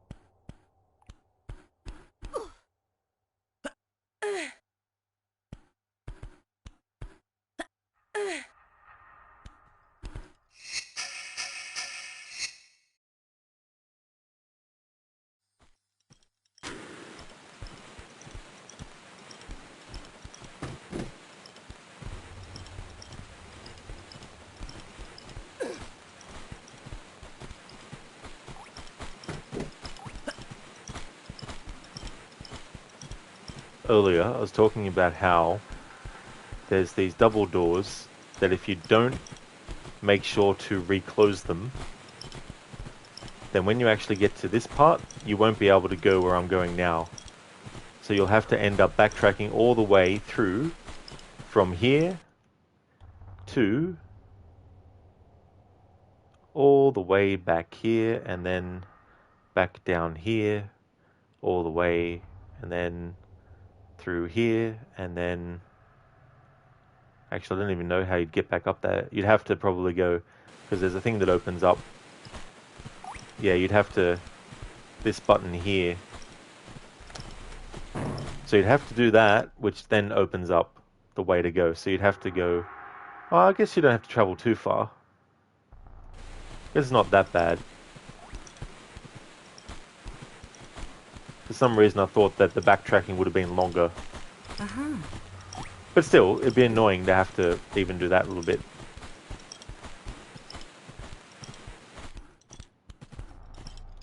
Because you need to press this button. Oh no you don't, I've already pressed it. Don't mind me. Now we've got the other fuse thing.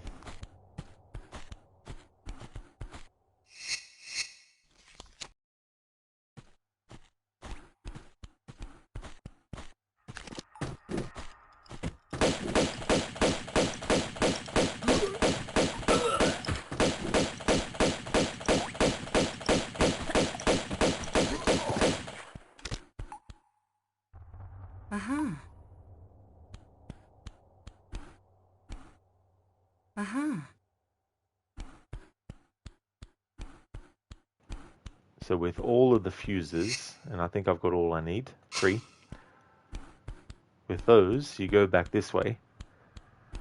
The reason why earlier I actually went where I'm going now again is to clear out the enemies that are in the area so that when I come back to it later, i.e. in this case now, I don't have to worry about killing those enemies again.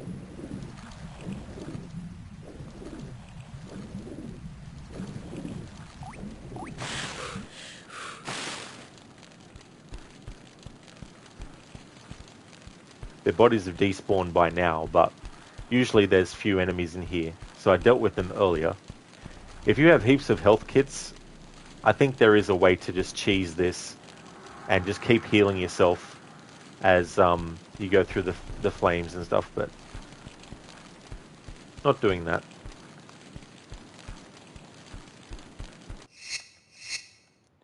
Code, the phone cooled down by like 30 Celsius, almost went to chilly. You also don't want your phone to get damaged from the freezing. Otherwise you'll end up like Lara's butler Winston when you lock him in the freezer. Or it would end up like that.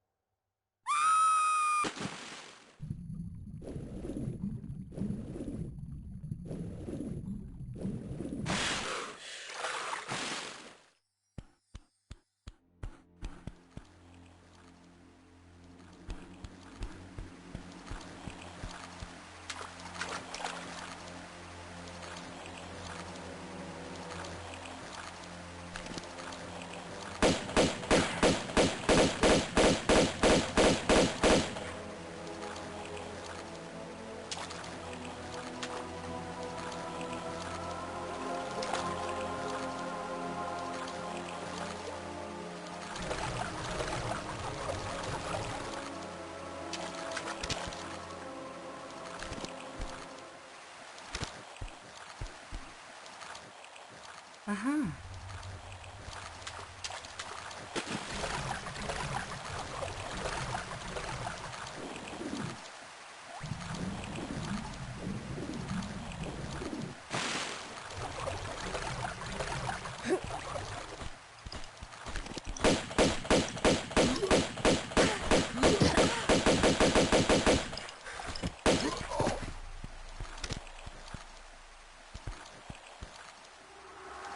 Uh-huh.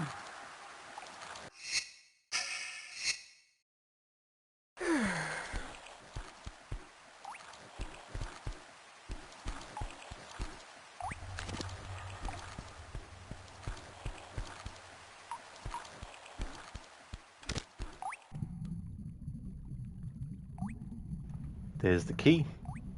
This is something too that can be easy to miss because the camera, while it shows you the outside of that area, it's not 100% apparent straight away what exactly it's wanting to show you. Because for all you know, it could just be wanting to show you a different camera angle. But if you see on the bottom of the screen, you can see that there's a key that is being shown. So you need to go and get that.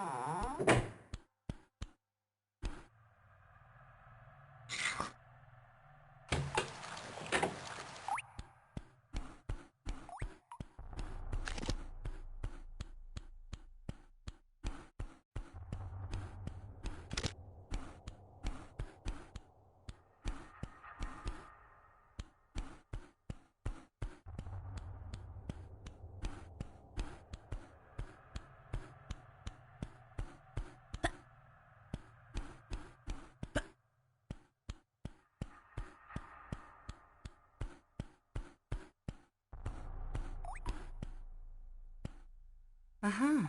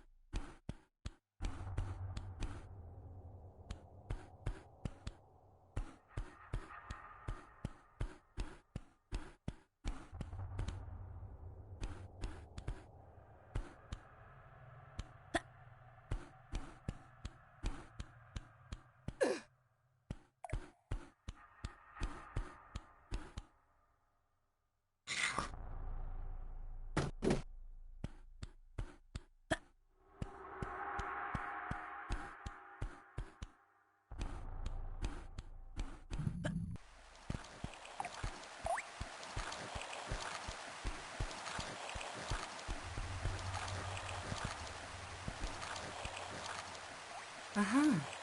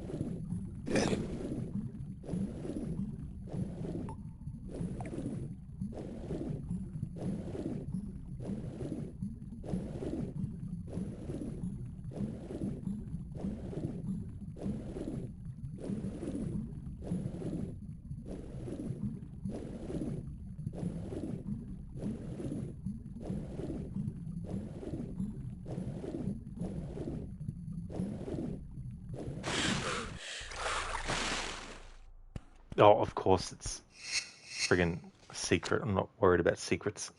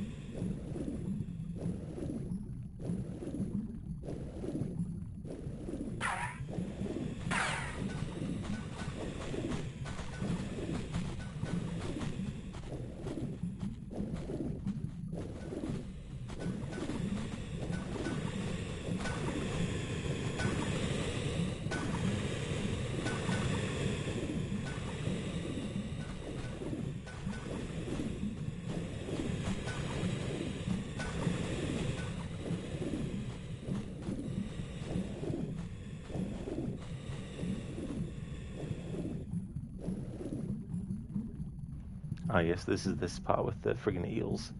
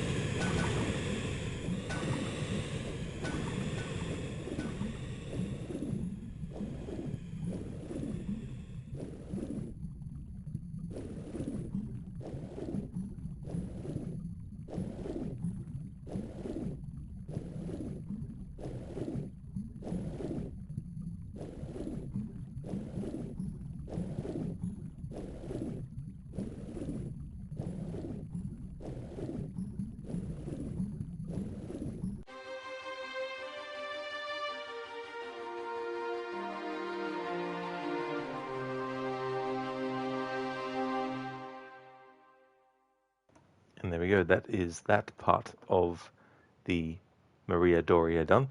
But we're not done with the ship. There's also the living quarters and the deck as well.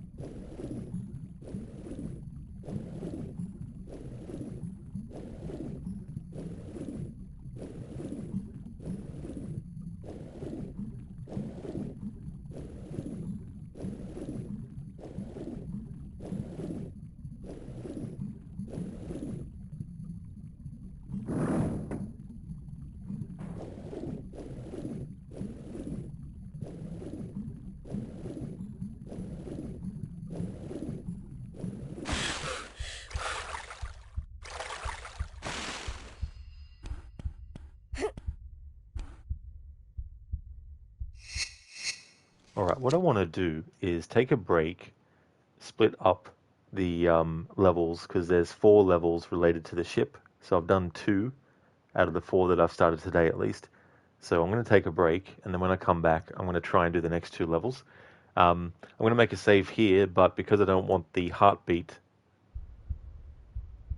to be going while I'm actually on the break, I'm going to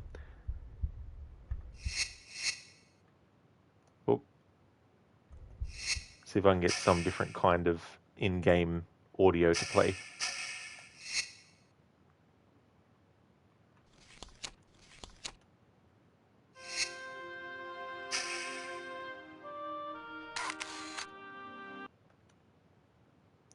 Welcome back.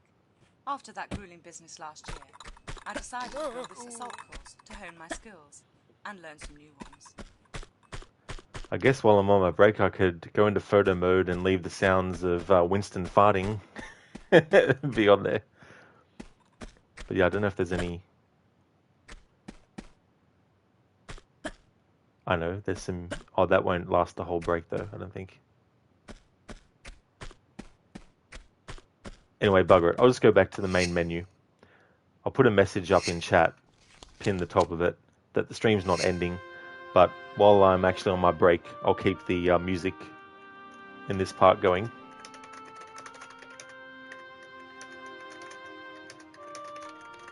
I'll take a break for 10 minutes, and then I'll continue on.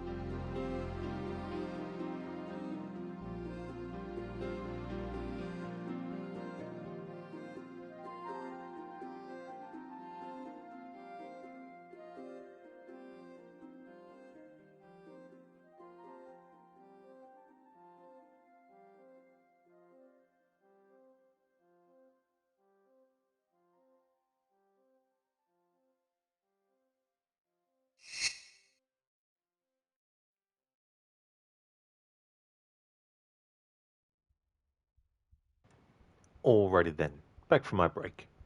Let's keep on going. I want to do 2 more levels before ending the stream.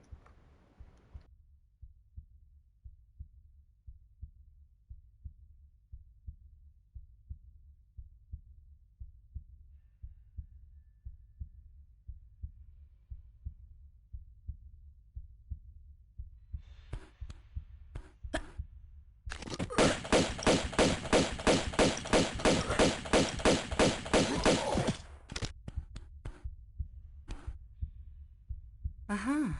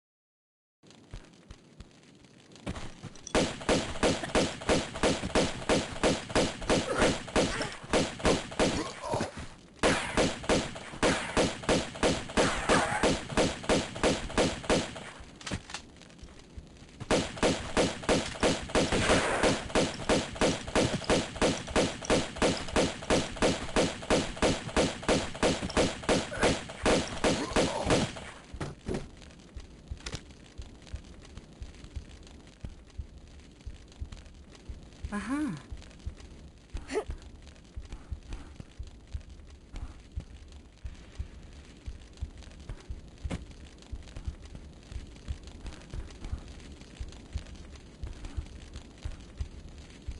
Uh-huh.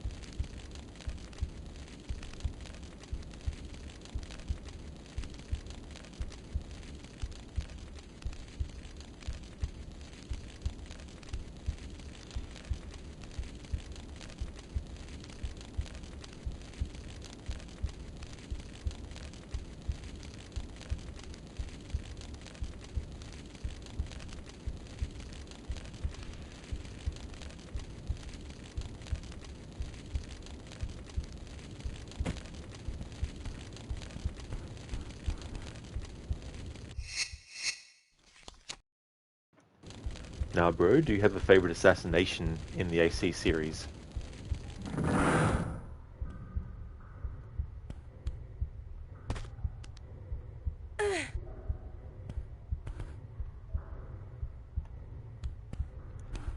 One of them would be taking care of Vieri, the Patsy, in Assassin's Creed 2.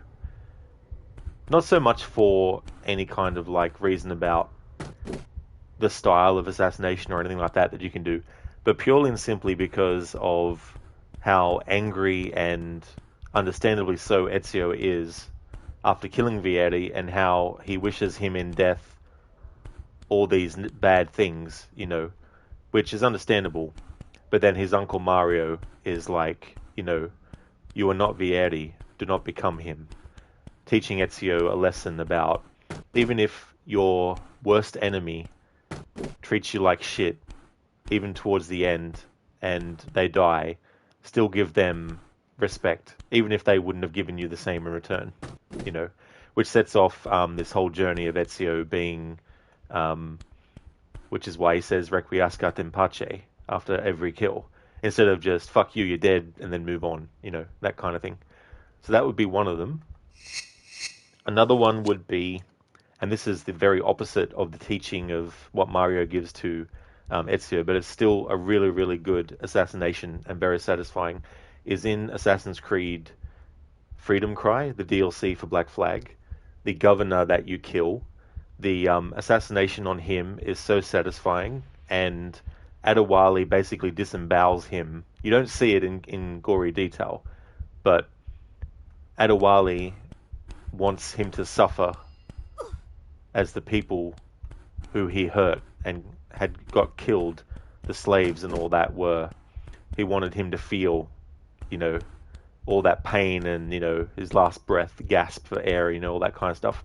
So that's one of my other favorite ones, because I just love how brutal it is and how Adewale just wants to inflict so much, you know, damage to him in the assassination. It's very, very satisfying.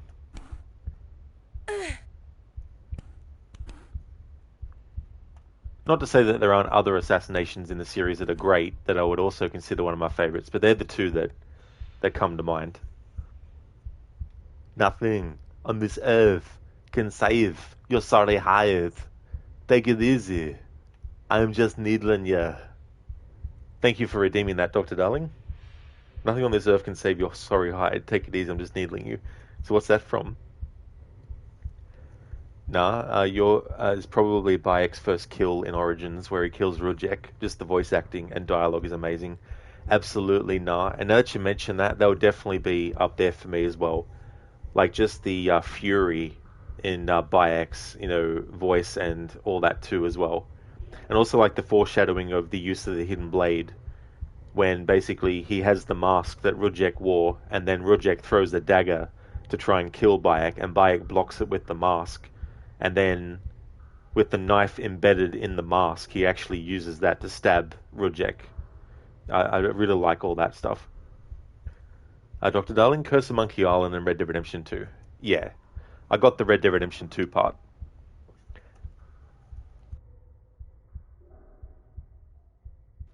But why is the rum gone? Why is the rum always gone? Savvy? That's a good question, nah. Why is the rum always gone? Thanks for redeeming that. I haven't seen any of the Pirates of the Caribbean movies for a very long time. The only one I haven't seen was the fifth one. I mean, not the fourth one, the fifth one.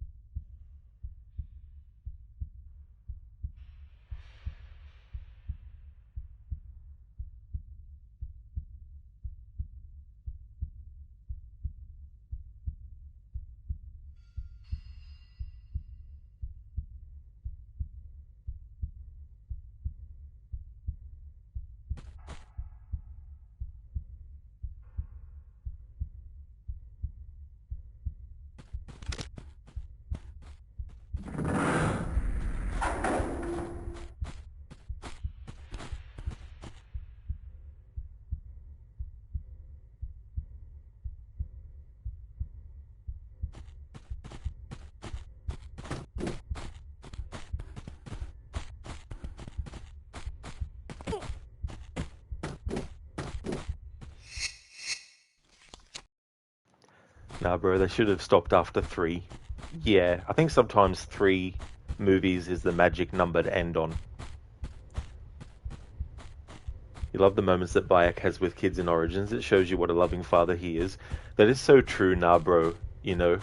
And as much as the loss of Khemu is definitely still felt by him, even years and years later, you know, which is understandable so, he didn't let the death of his son completely take away any kind of, like, fatherly instincts that he has, you know. And so he's very good at talking to them, and at the end of the story when you have that child who was rescued by Bayek and Tahira, and Tahira is like, you know, well, the kid is like, you know, I don't want to go home, I'm scared. And Tahira is like, you know, should we take him back to the bureau? And then Bayek is like, no, you know, I'll take you home. Which is the opposite of what happened with Khemu, when he told Khemu to actually just go home, you know, and on his own as well. Ultimately, if he went with, if he had gone with Khemu, they still eventually would have tracked Bayek down, of course, but it's something that weighed heavily on his conscience, you can tell. So later in the story, when there's an opportunity to make sure that a child that was probably around the same age his son was, for him to get home safely, he decides to make sure that he does, you know.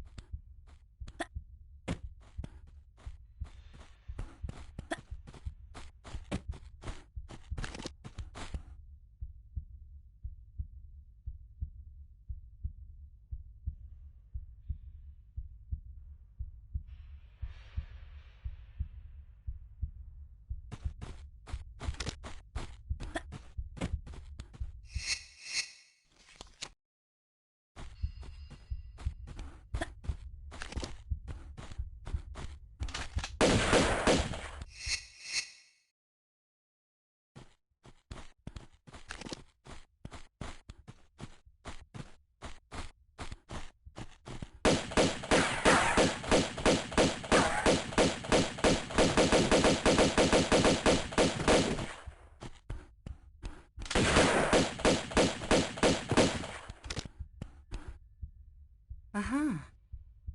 Nah, bro, my god, that mission where they drowned that little girl because she had the crocodile's ledger made you cry for like 3 days.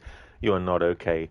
That is such a fucked up thing that villain does. You know what I mean? Like, it's just so cruel, as well as just so sadistic and just friggin', you know, it's just such a tragedy, you know. And I definitely felt sad about that too. It's very rough. And at the same time, I also felt a lot of anger as well when it was like, you know, when I first played that game and that happened, I was like, man, we gotta fucking kill this crocodile piece of shit, you know? So, it was very satisfying to be able to kill that target, I can tell you, like... But yeah, the way that she did that was just so fucked.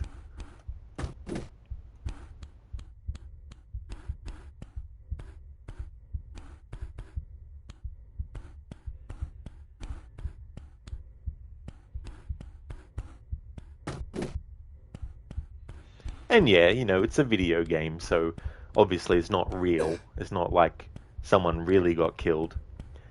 But the thing about a good story, whether it's a movie or if it's a show or if it's a video game, even if it's like a, you know, audio book or a podcast you're listening to or whatever, if you get really immersed, or the part of your brain that 100% knows that it's actually just a fictional thing you're experiencing, if all of that is sort of like occupied by what's going on in the story and you really get into the story, and that, it's amazing how the human brain is able to create those emotions with something that you know ultimately is not actually happening, but you're just so invested in things that you can't help but feel what you would feel in real life if you had experienced that or had heard someone tell you that had happened.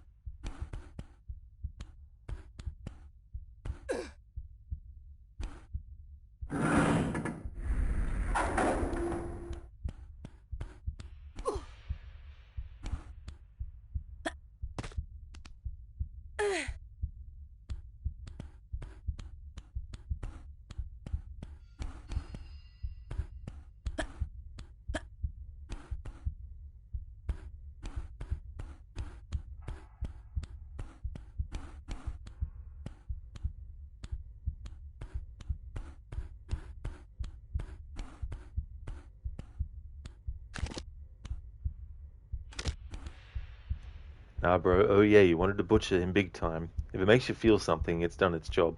That is true.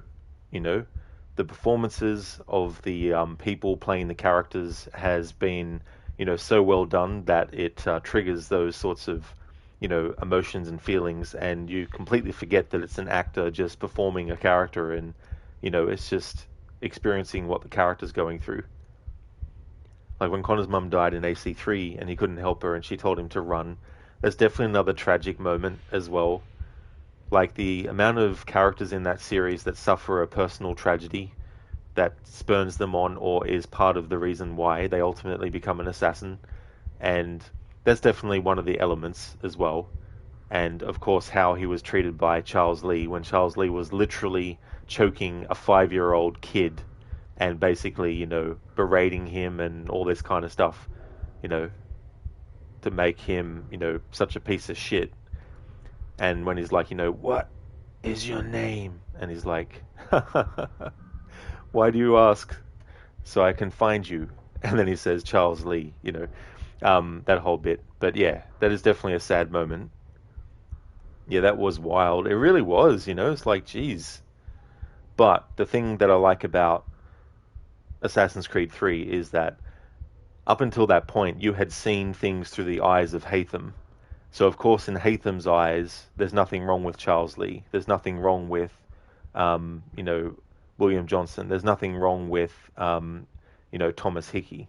I mean, there is something wrong and, whatnot, but it's not enough for him to be like, stay away from that guy. But as soon as we shift to playing as Connor, we don't just see these characters through his eyes as he sees them, but we actually see them for what they really are and how they really operate. So the Charles Lee that you see when Haytham is dealing with him early on, it's not just simply because Charles Lee was younger back then and over the years he's gotten more sort of like quote unquote, gotten more evil as time went on. He was always that way. It's just that in Haytham's eyes, none of that mattered if he was like that, and that kind of stuff. Haytham was oddly charming. That is true, and that's the thing about his character. Like, as much as I don't like the character of Haytham, I just love the way that he's written and performed as well. And it's an interesting sort of like situation because you have a character that at the start of the game you get used to, and I remember when I first played the game, I was like, okay, well, it's just a few sequences we play as Haytham, and then, of course, we'll learn about how Connor is born and how he factors in and all that kind of stuff. Because obviously all the trailers and the artwork and everything had Connor as the assassin. So when you started the game and you played as Haytham, it was kind of like, oh yeah, we'll eventually get to playing as the as Connor, but we're just going to be shown the origins of, you know, how his family became an assassin. Little did know at the time, of course, until playing it, that Haytham was actually a Templar, but that whole sort of like setup and that kind of twist was really good too, because in the previous games up until that, we already knew that we were playing as an assassin, that we were playing a character that would go up against the enemies in the game. So when we got to Assassin's Creed 3, we just assumed that the same was going to happen with Haytham, except maybe he might have died and passed the mantle of being an assassin onto his son. You know, that could have been an assumption. But they basically take that expectation and be like, nah, his father's actually a Templar. And the fact that his father is creates a different situation where you have Ezio, whose father is an assassin, and then Ezio becomes an assassin. But in Connor's case, he becomes the enemy of his father's, you know, organization. And his father does try to actually convert Connor, which is why he doesn't kill him when he actually meets him. He was going to, but then he sees an opportunity to be able to turn Connor into a Templar. So he feels like he can do that. And at the same time, he tries to act like he's his father. He is his father, obviously, but like he had nothing to do with Connor's upbringing at all, ever. You know, so there was no scene where we saw Haytham return to the village a couple of years after he was born just to check up on him and see if he's doing okay. None of that. He completely just fucking abandoned, you know, his son and didn't even seek him out to even be a parent to him, you know. But then all these years later, he tries to be a father, you know, like, you know, like when he's like, I do this, and it's like, no, do as I say, you know, that kind of thing, that dynamic as well. No, bro, you just wish that Haytham section in the beginning was a bit shorter, because after that, getting to Connor's assassin arc felt a bit flat or somewhat boring. Connor as a Templar would have been a crazy twist, though. Yeah, could you have imagined at the end of all that, he actually did become one? You know, that would have been an interesting way it panned out. But that's definitely fair as well. You know, it could have been at least a sequence shorter, I feel, as well. And it's understandable to make it, for it to feel like it drags on as well. Usually when I play it, unless I'm doing like 100% playthrough or something, usually I like to get the Haytham stuff done as soon as possible when I start a playthrough. If I can help it, I like to finish his part of the story in one stream and start Connor's story in the same stream if I can when I'm streaming it. But yeah, it was an interesting dynamic and all that to have a father and son as opposed to a father and son in Ezio's case where his father was an assassin, he became an assassin. But we have someone who wasn't an assassin, is actually a Templar, and his son becomes an assassin. But then he tries to convert his son to become a Templar, but it doesn't work ultimately. And the gotcha moment that he thinks is going to turn Connor to the Templar side is actually a moment that makes Connor antagonistic towards him and George Washington. You know, because George Washington wants to basically destroy Connor's village and all that kind of stuff. Haytham thought that by revealing that plan to Connor by saying, hey, look at this guy that you've put on a pedestal, he's actually going to be going to destroy your village, or he's ordered it to happen. You know, see? You can't trust these kinds of people. And he was thinking maybe that Connor would be like, gee, Dad, you're right, yeah. I'll become a Templar then, you know, but it backfired on him. Which is understandable, because that's Connor's whole goal, was to save his village from being destroyed and being harmed in any way. Yeah, the Haytham stuff feels like it takes a couple of hours. This is true. I think on a good playthrough, it probably takes me 3 hours, I think. That's if I'm not doing optional objectives. If I'm doing optional objectives, it'd probably take a little bit longer, I think.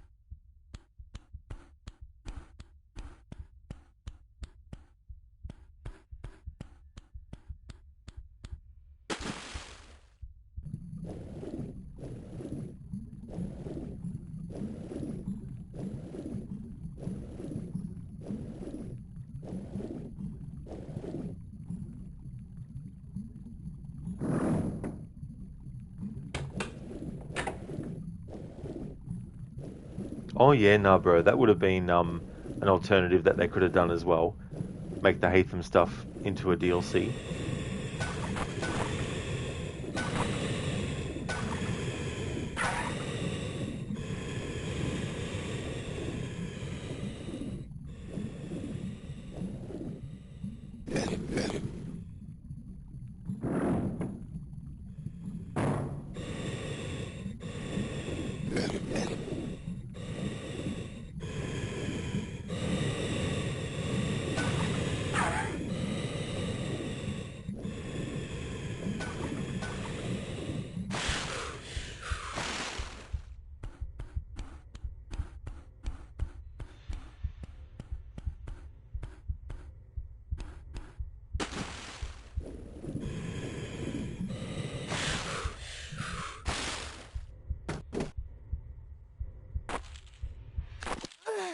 Oh, that piece of shit.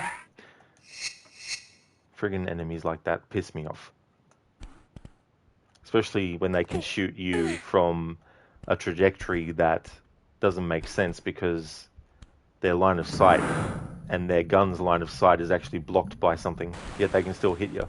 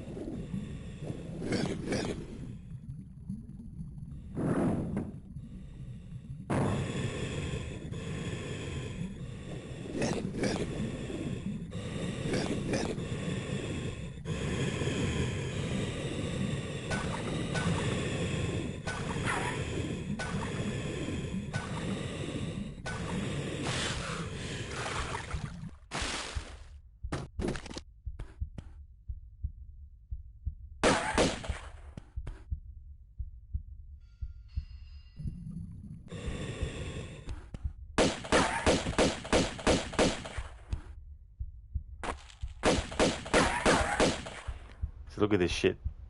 I can't actually aim at him.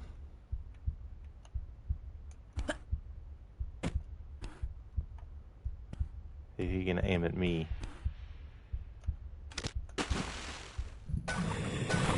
Rules for thee, but not for me, kind of shit.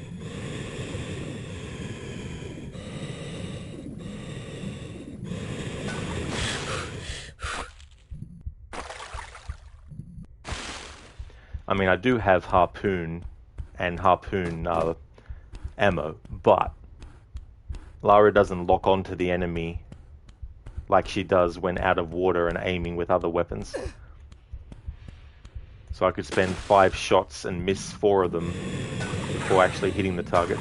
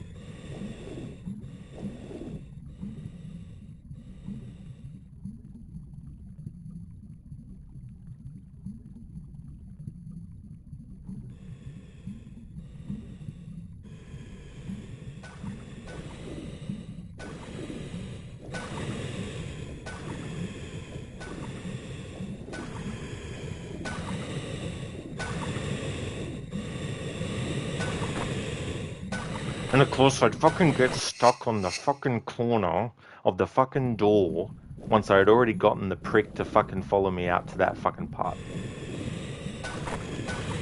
Jesus fucking Christ. Fine, I'll do this without fucking getting through with minimal health fucking loss. Fine then.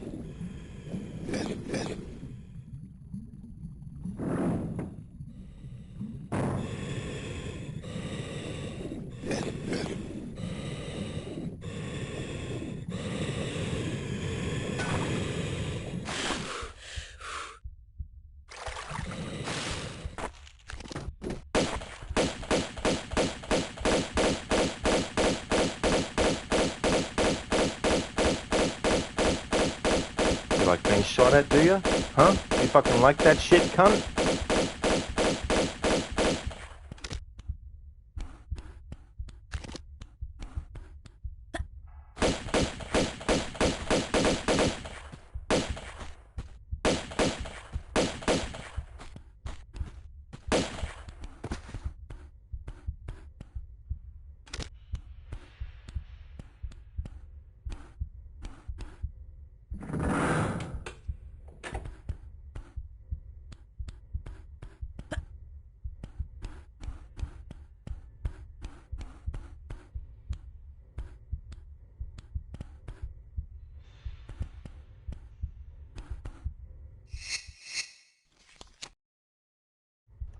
Nah, bro, you're still waiting for the day when they make an AC game where something goes wrong in the Animus and you play as all the assassins, but they get stuck in time periods that aren't their own, like Bayek in Florence or Ezio in New York.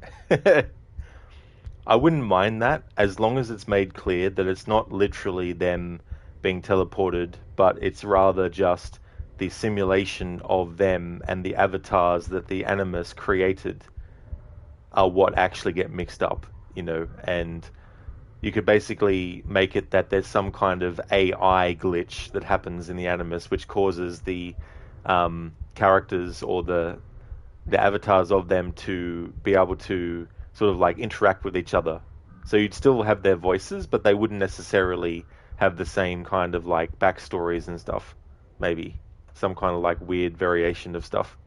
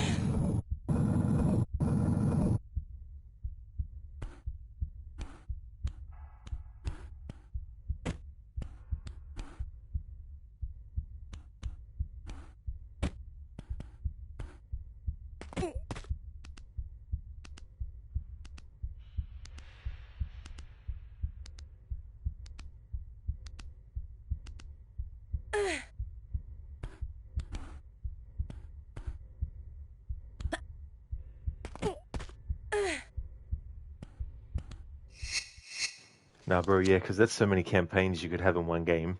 You'd finish one, then go on to the next one. This is true. And in the present day story, like the person using the Animus is trying to actually undo what's actually happened.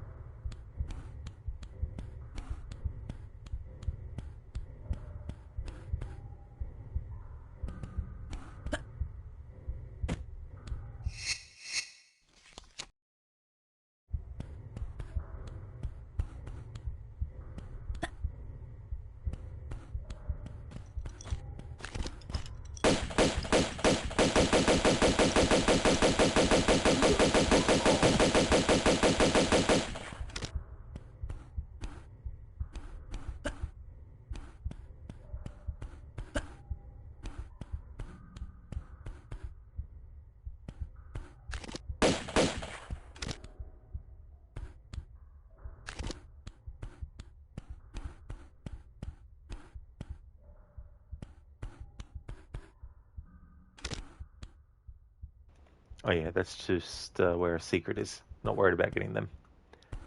In the first Tomb Raider game, the secrets were actually items that you could pick up in hidden areas, whereas in this one, the hidden areas just have these statues that you collect.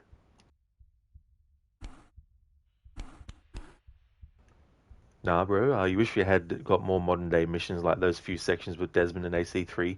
Same here. I really hoped that that is what they were going to do, because I think it would have been really cool to go on missions in present day and treat the missions like they would in their Splinter Cell series, you know, being able to sneak around and take out security systems and also stay in, you know, shadows and all that kind of stuff.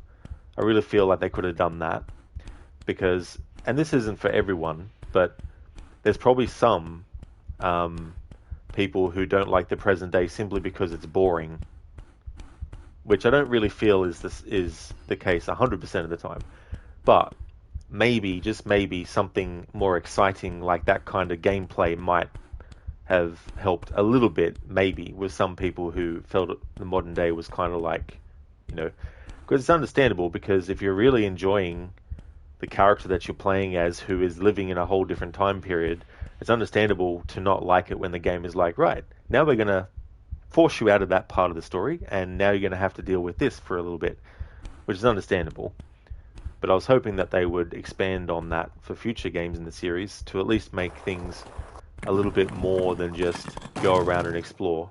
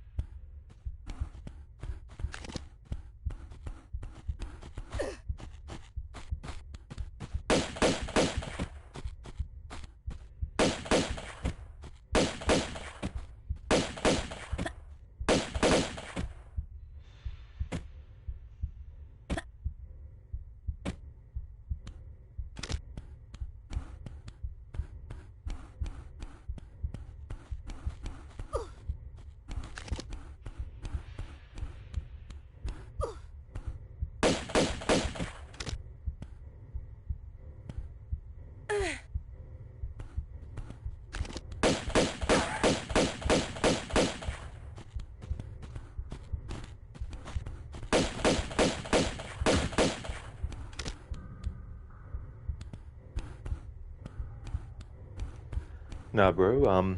Yeah, those sections in Brazil, in New York, were amazing. I think it really was stupid of Ubisoft to kill Desmond. Apparently, Nolan North was super pissed about it. Yeah, I mean, there's definitely. I feel like there's more that could have been done with Desmond, especially if they stuck to. Now, there's been a few things mentioned about what their original plans were, including that whole thing about Lucy and Desmond becoming the new Adam and Eve and leaving Earth to find another planet to live on or something, which I'm glad they didn't do. But there was also a version where they wanted Desmond to be able to experience the memories of any of his ancestors with the click of his fingers. He didn't even need an animus to be able to do it, and he was able to do it so well that it didn't matter. Like he didn't suffer any negative side effects of the bleeding effect or anything like that. He could purely and simply, at will, experience memories of an ancestor. Now, could you imagine how cool that would have been too?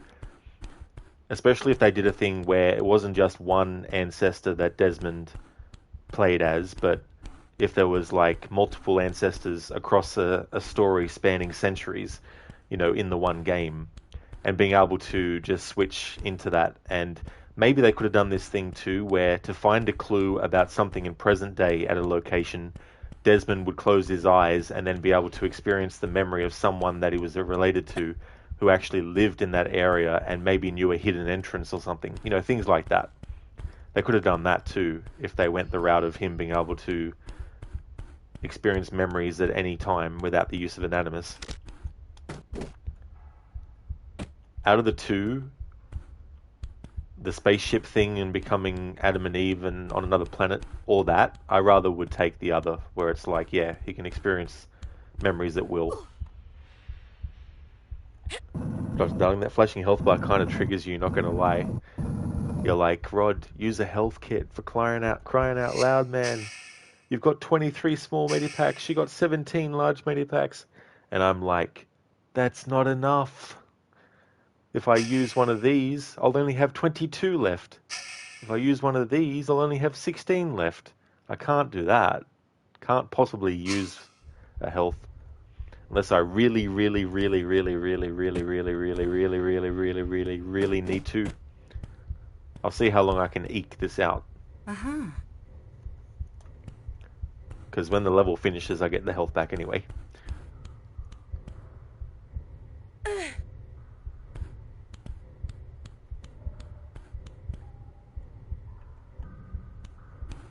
Yeah, no, bro, that would have been cool, Because I feel like when you go to Monteregione as Desmond, or when you see them go to the homestead in Assassin's Creed 3, that feeling of deja vu that Desmond would feel, knowing that he hasn't himself physically been there, but psychologically he's experienced the memories of someone who was, and using that to their advantage in a story where he can actually experience memories at will, having him go to the same location his ancestor went to, and learning the secrets that ancestor knew to help him in present time. Especially too if the story was you're going around and basically tracking down Templar cells and taking them out.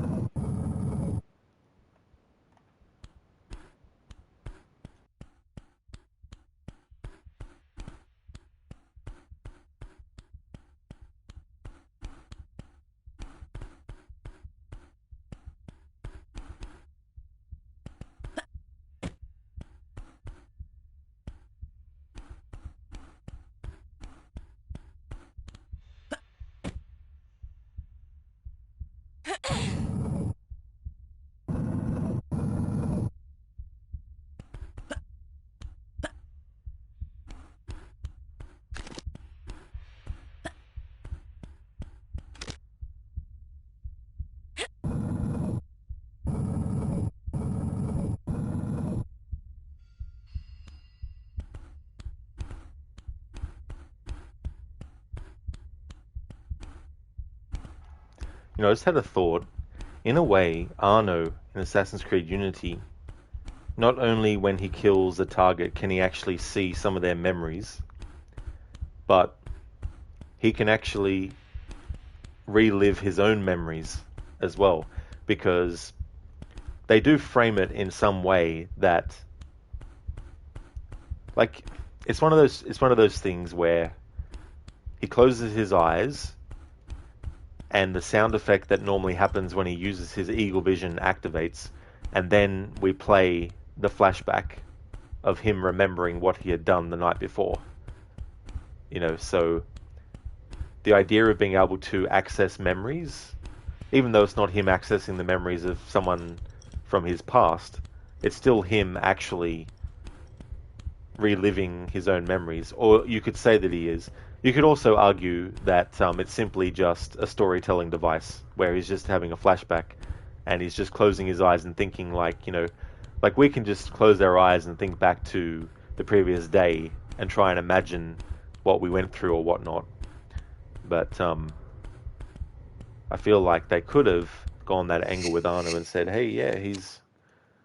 Because it wouldn't be the first time in the series that characters that don't have an animus have some way to experience a similar kind of thing to someone who actually is using an animus. Like Ezio being able to relive Altair's memories because Altair imprinted some of his memories onto certain memory disks, things like that.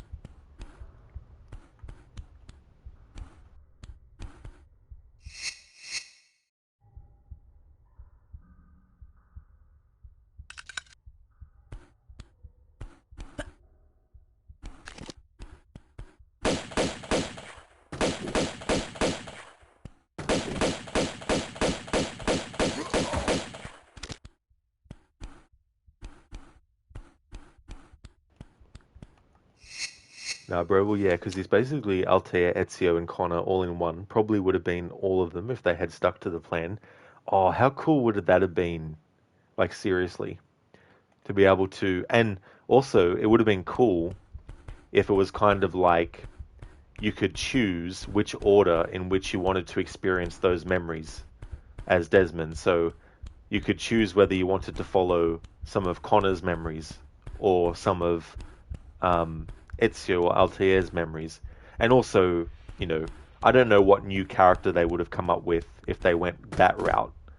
But whatever other character they might have actually come up with if they went with that kind of thing, have them be someone that you could switch to as well. And because each character exists in a different time period, it'd be one of those things where there's no kind of like jumbling up the events, if you know what I mean. Like, it's different if you're playing as one character and saying, right, we're going to jump to the year such and such when the character's 20. Now we're going to jump to when they're 40. Now we're going to jump back to when they're 25. Now we're going to go to when they're 21. Now when they're 60. Now back when they're 45. Back and forth, back and forth. It wouldn't be like that. It would simply be like, right, Desmond's experiencing memories of Altair. Things that happened, and then it's like, as the player, how about we stop the Altair memories for a little bit and we'll have Desmond select memories of Ezio, for example. That's true, yeah, the mission where he was drunk. Yeah, it's such a funny mission too. Fine, I'll procure my wine in some other fashion. And he just takes a whole friggin' barrel of wine.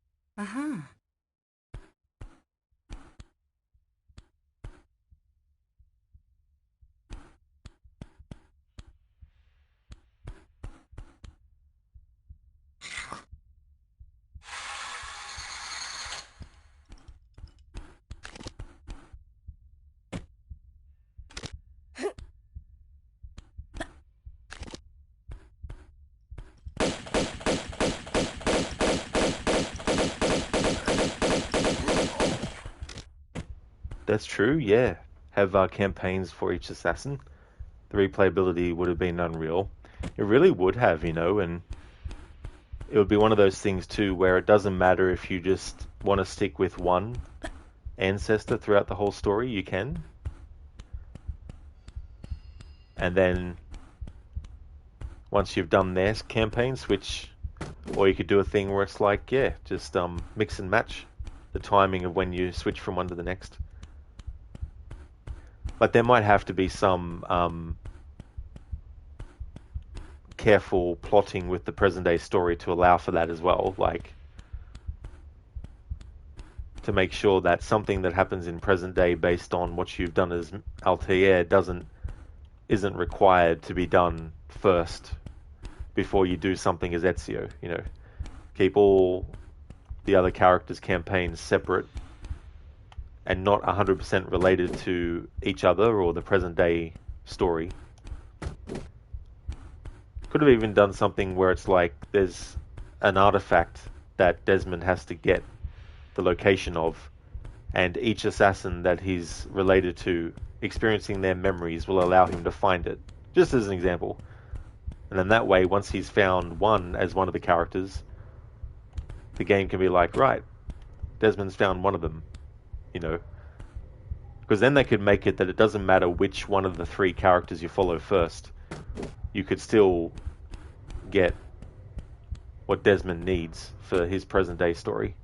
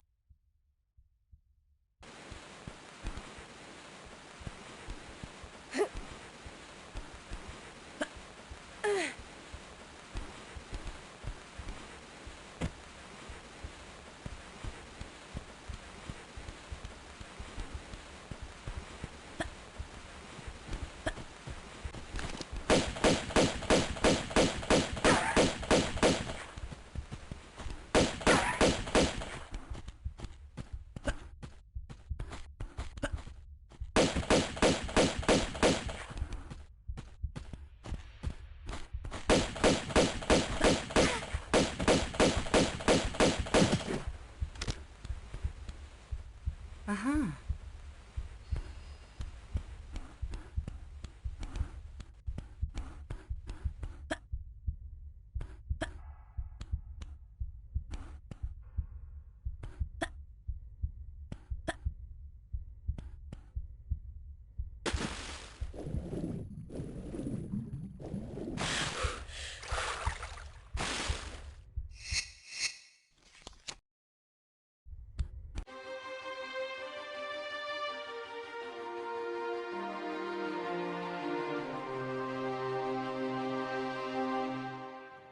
And there we go, that was the living quarters done. And there we go, Dr. Darling, the flashing health bar won't be a thing now, because the game will give us all our health back. That's what I like about these older school games in the series. In Tomb Raider The Last Revelation, which is the fourth one, there's areas that you have to go to, and you have to backtrack, and they're separated by a loading screen. And the cool thing is, if you lose a lot of your health, and you've cleared out the enemies in one part, if you simply go back through the other area and trigger the loading screen, you'll get all your health back. So that's another good way to conserve ammo in The Last Revelation, instead of having to use to conserve health kits as well. But yeah, in the other games, aside from that, it's pretty much once you finish a level, the game gives you back all your health.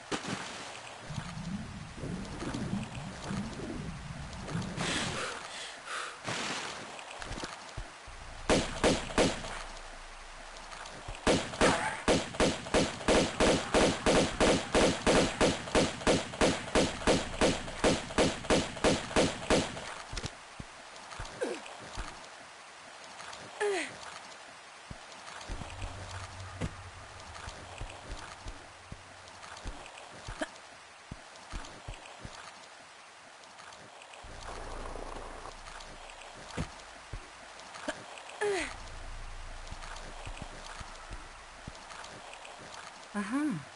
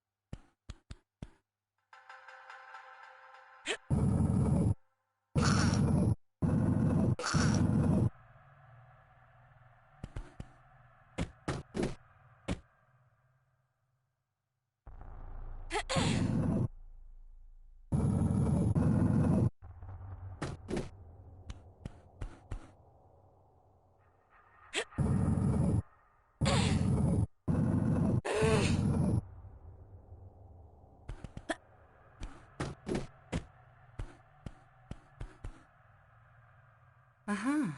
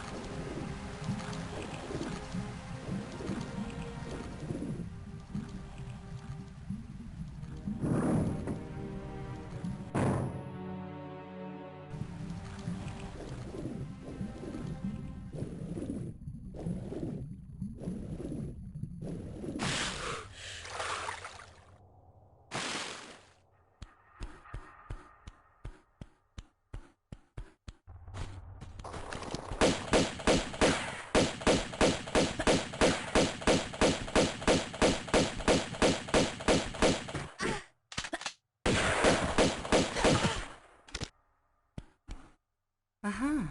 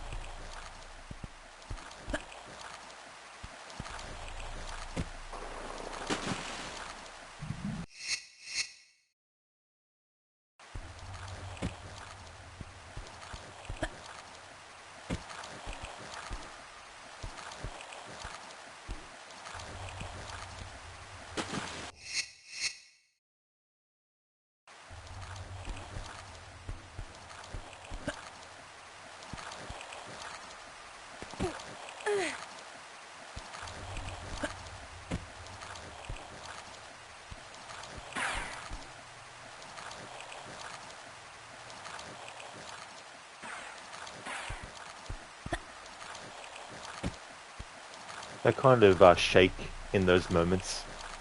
I think that's something that has happened as a result of maybe some of the updates that they've added for this remaster since it came out in February.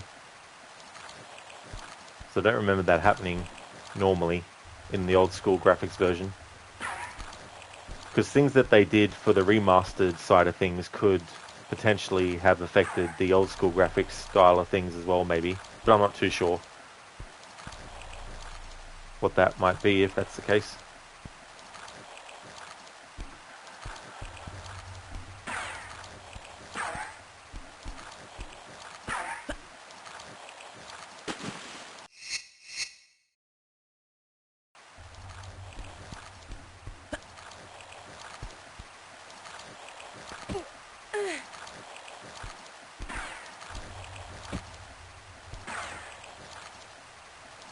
Yeah, see, it doesn't happen in the remastered graphics, only in the old school graphics.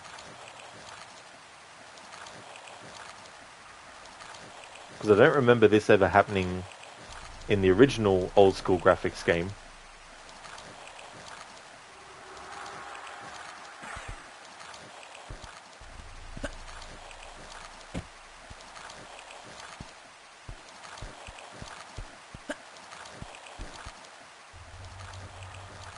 Hey there, Toasty. Thank you so very much for redeeming the Rest in Peace Lara.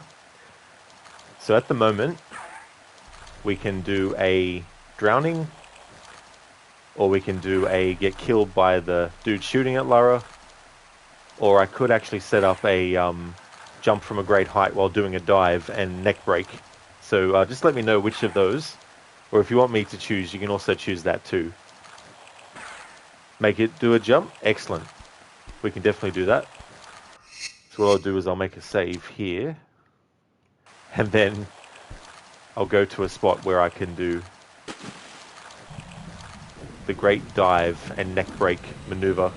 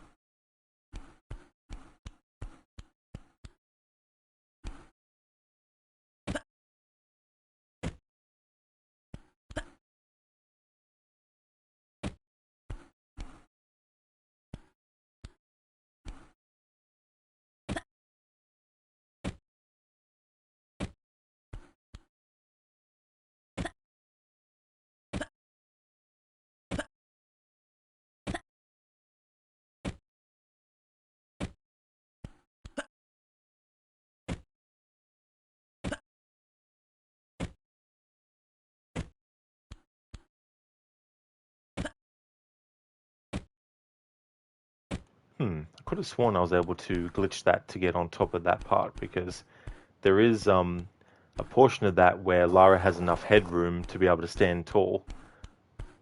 So I thought I would still be able to get up there that way. Further along, because there's no actual edge, was a different story, but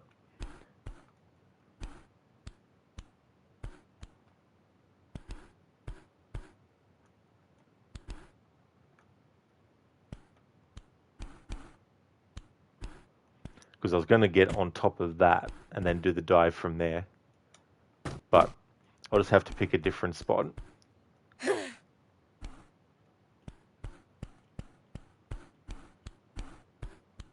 Let's explore this way for a second.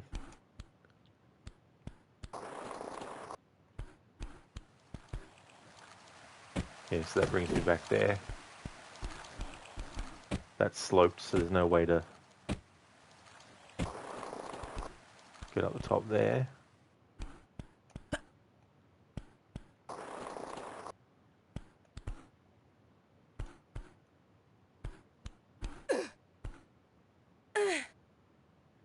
I'll at least do it from as tall as I can. So I'll do it from these double stacked crates. I think that should be high enough for Lara to die from that.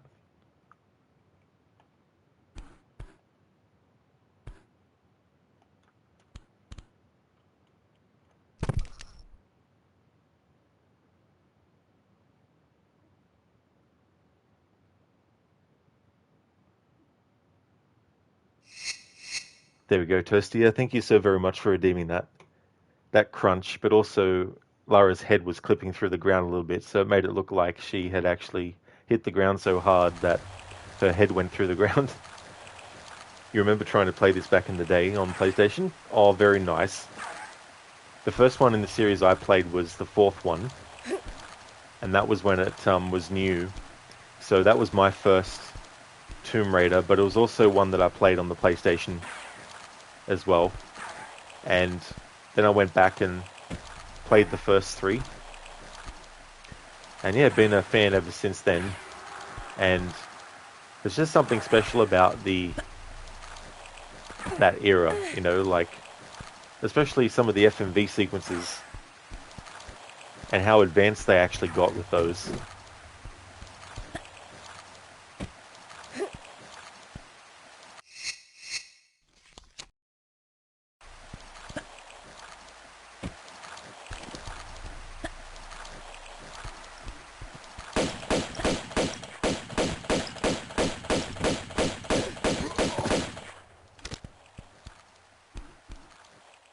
Uh-huh.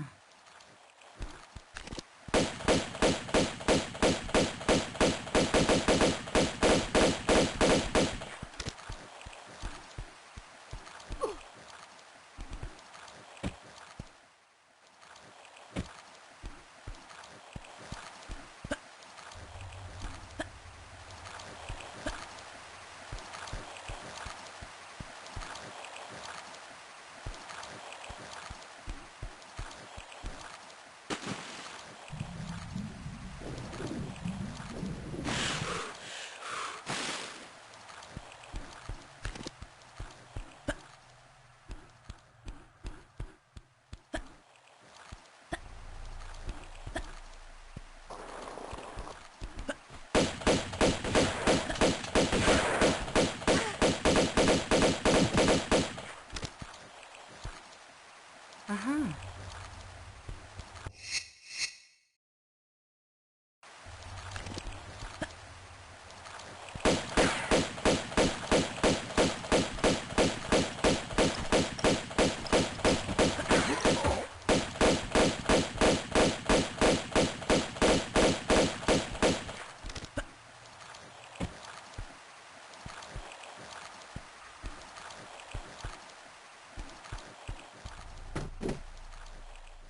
Uh-huh.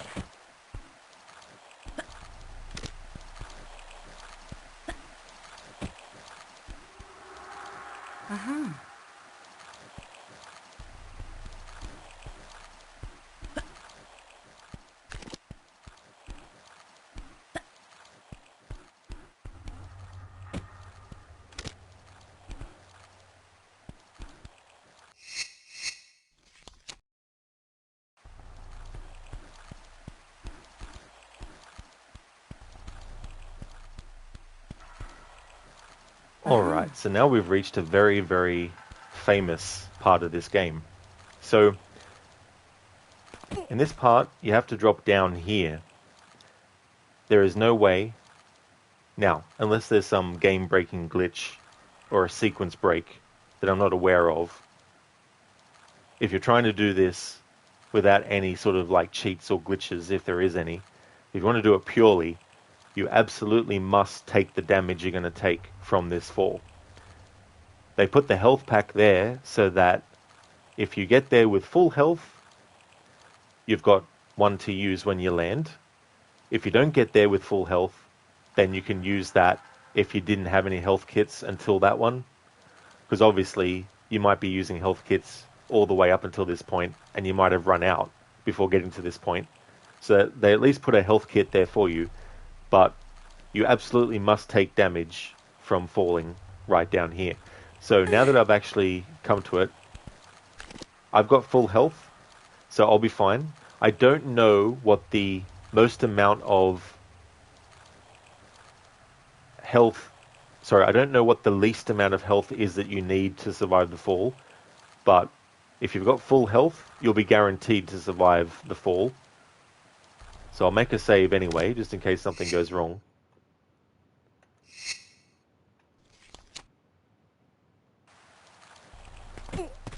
Let's see how much damage it takes. So I have full health.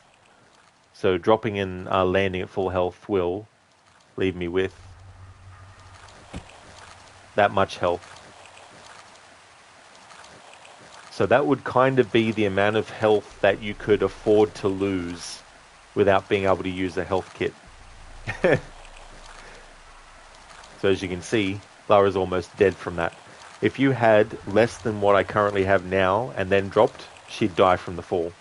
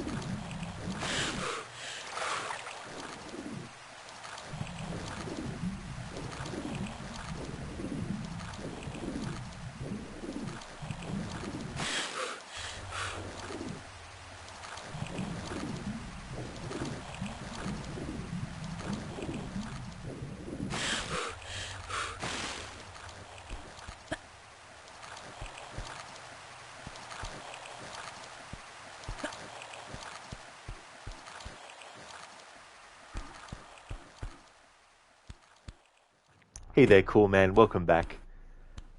Well, I've been going through these levels that are related to the shipwreck, the ship called the Maria Doria, and we're on the last level of those. And so before I end the stream today, I want to get this level done. And after we do this level, that then puts us in the Tibetan levels, the first level of which of that location is the Tibetan foothills. So this is currently level 10 that I'm on at the moment, and so there's 18 levels in total. So finishing level 10, I should be able to do the rest of the game next Monday then, and then I'll be jumping into Tomb Raider 3 to start that playthrough.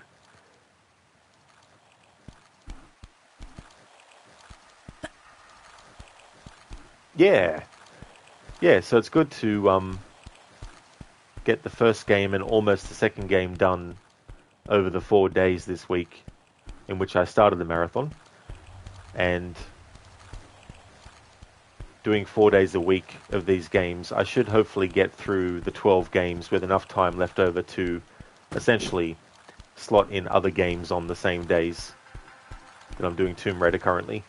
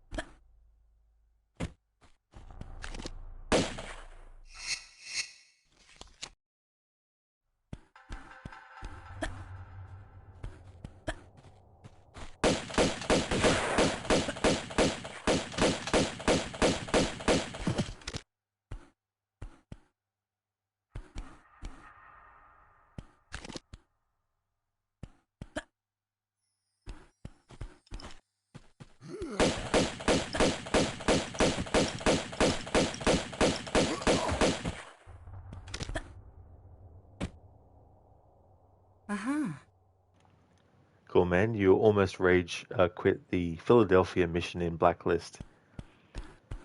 You know, I've actually not, like, I can't remember by the name of the locations, which one is that, but is that the one where you have the water supply that you need to basically fix, and then you've got the part where,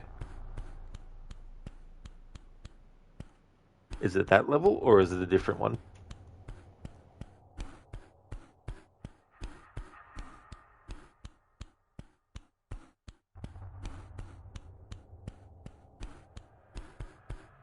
Oh, that one, cool, man. Yeah, the one where you switch between playing as Briggs and Sam.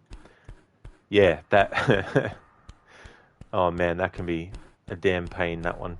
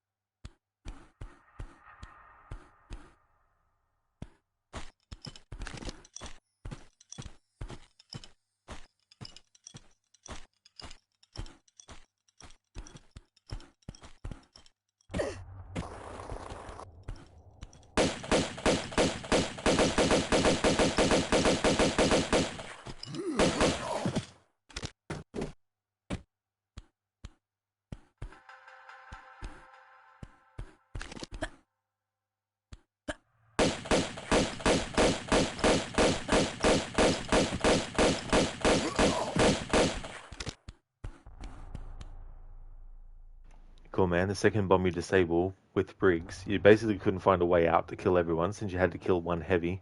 The next one with Briggs, you're able to sneak past everyone, but that wasn't the trouble. No, no. So what was the trouble that was really annoying with that one?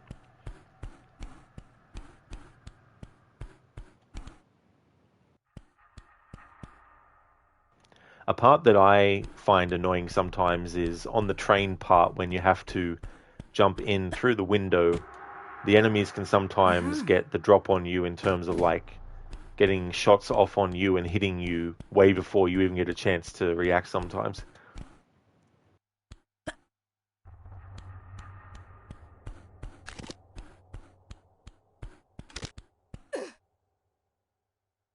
Oh, really? Cool, man. So it was that part too.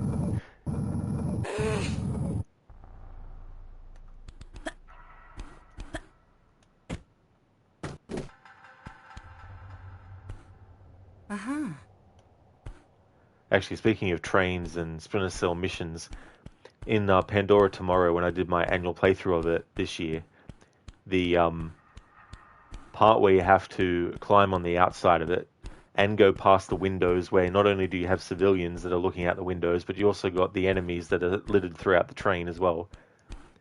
I had to redo it so many times because the RNG I was getting was just so friggin' ridiculous. You would think that it was safe to actually start shimmying across, and then all of a sudden, boom, enemy spotted you, and it was one of those missions where instant detection meant mission fail. So it was like, great. But otherwise, that train mission in Pandora Tomorrow is one of my favorite levels in that game. I just love the traversing under the train as it's going however many miles an hour and having to do that and then climb back inside and then climb around the side of it and climb on top of the roof, you know, things like that.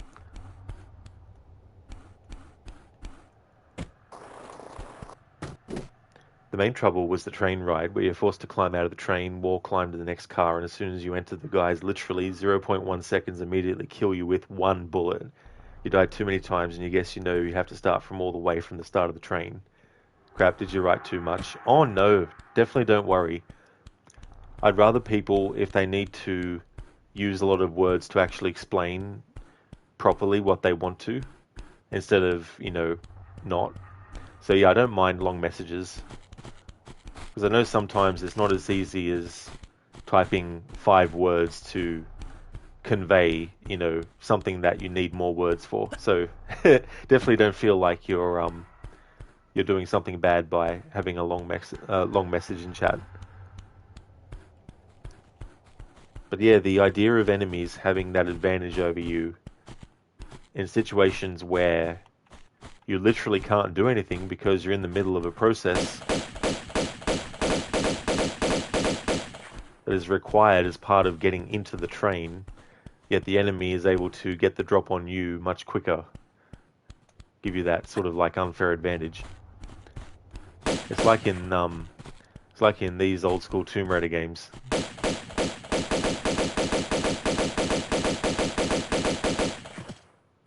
Like earlier in the stream, there was a part where Lara was so far away and out of the line of sight of both the enemy and their gun, yet she was still getting hit.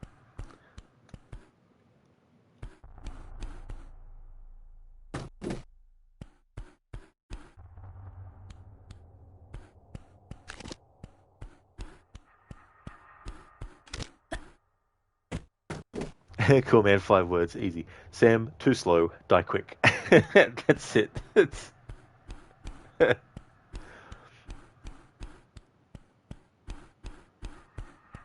Could also be like, game says fuck you to player on train mission. Don't you love it when it feels like a game is saying to you, fuck you,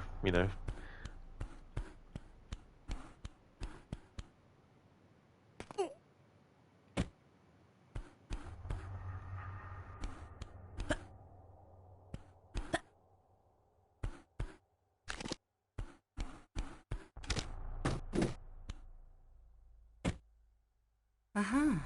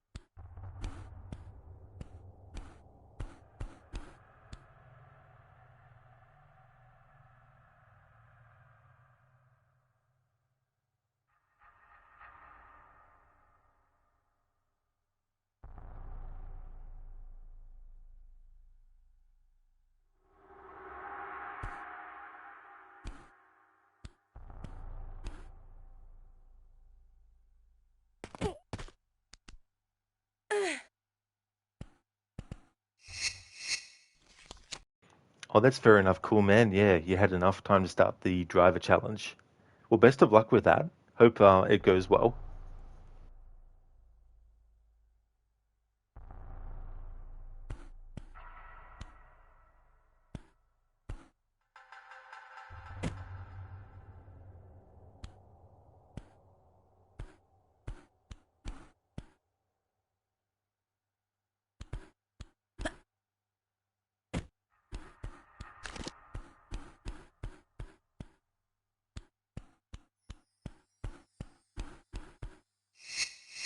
No worries, dude.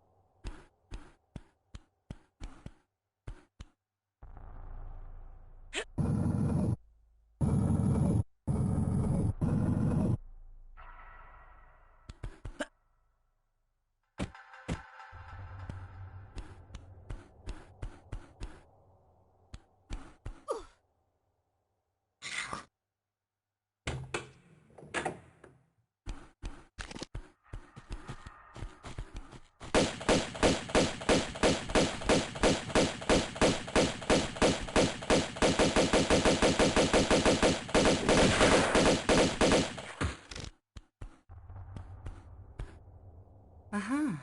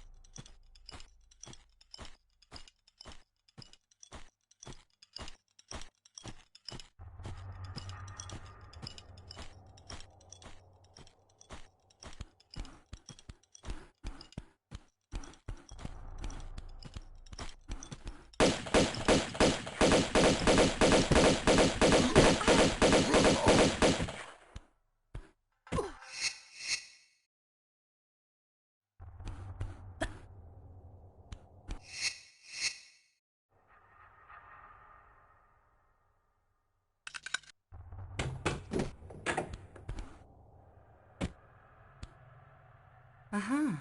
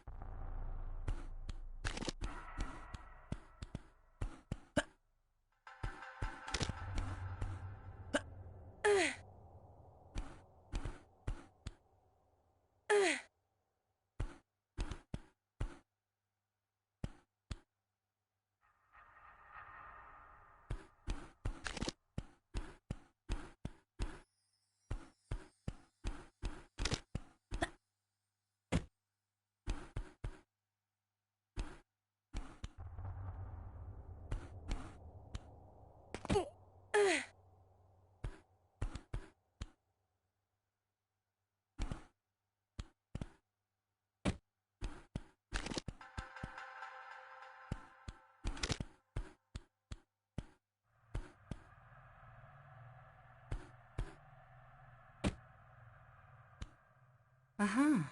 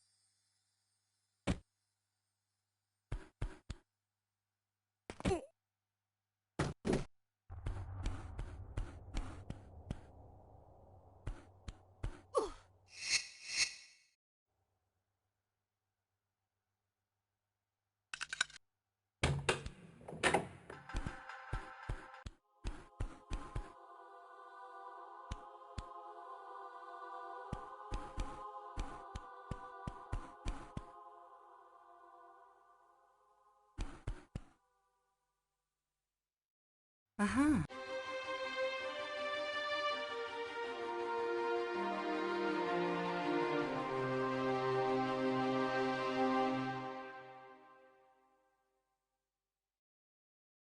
And there we go. That is the deck level finished. So that was level 10, and this is where I'm going to call it a stream.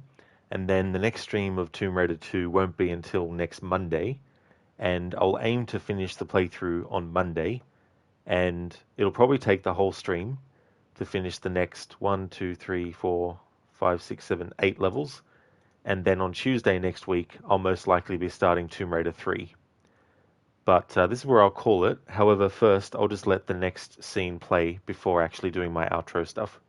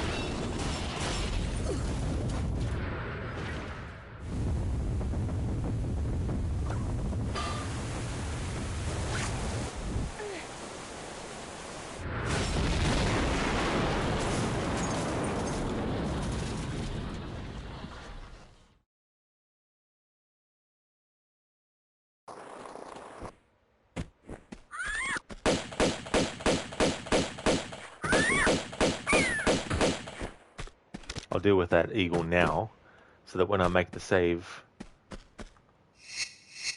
in the next stream next Monday, I don't have to worry about being surprised by the eagle.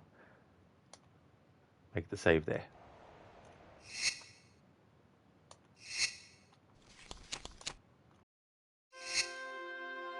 Cool, man. See you next time, next stream, Rod. Thanks for the stream, and thanks for letting you rant out a bit. Or is it venting? Oh, that's all good. Cool, man. That's no trouble at all. And yeah, both are fine. Yeah, both are pretty similar. So, but it's always good to be able to do that when you can, you know. And yeah, I definitely know what it's like with some of those games like Splinter Cell Blacklist, where there's just those sections that really, really test your patience a lot. But that's no worries at all for the stream, cool, man. I hope that you have a good one. Thank you everyone for watching. I really do appreciate the support. I'm going to give some shout outs before we raid out.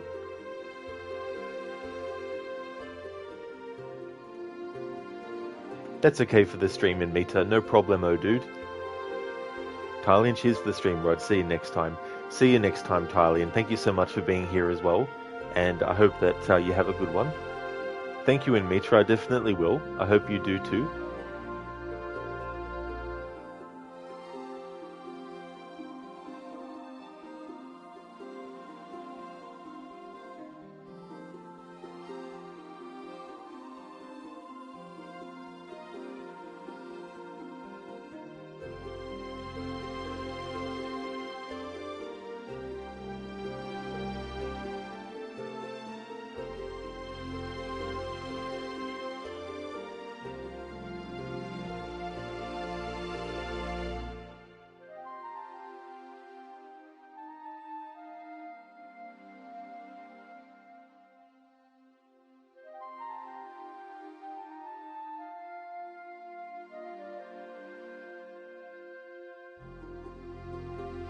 would like to highly recommend people check out the following streamers. Crocodiles, who's doing a playthrough of Assassin's Creed Origins. He's doing 100% and he's doing Nightmare difficulty. Shillerlock is doing a playthrough of Euro Truck Simulator 2. He's also a fan of the Dark Pictures series of games. He's up to The Devil in Me, doing a marathon of those games. Inmita is playing through Star Wars Jedi Fallen Order. Also most recently finished getting the Platinum for Assassin's Creed Valhalla. Talian is a fan of games like Control as well as Alan Wake, also the Horizon Zero Dawn games. He's another streamer to recommend, very chill as well. Lucinda is also highly recommended. She most recently did a playthrough of Resident Evil 2 Original and Resident Evil 2 Remake, doing Leon's first scenario in the original Resident Evil 2, and then doing Claire's second scenario in the remake of Resident Evil 2. Mr. Gote is a player of games like Banishers Ghosts of New Eden, as well as the Outlast series, the Elden Ring series. I mean, technically it is part of the series in terms of like From Software stuff, but I mean to say, Elden Ring is another game that he's a fan of. The same with the Ghost Recon games as well.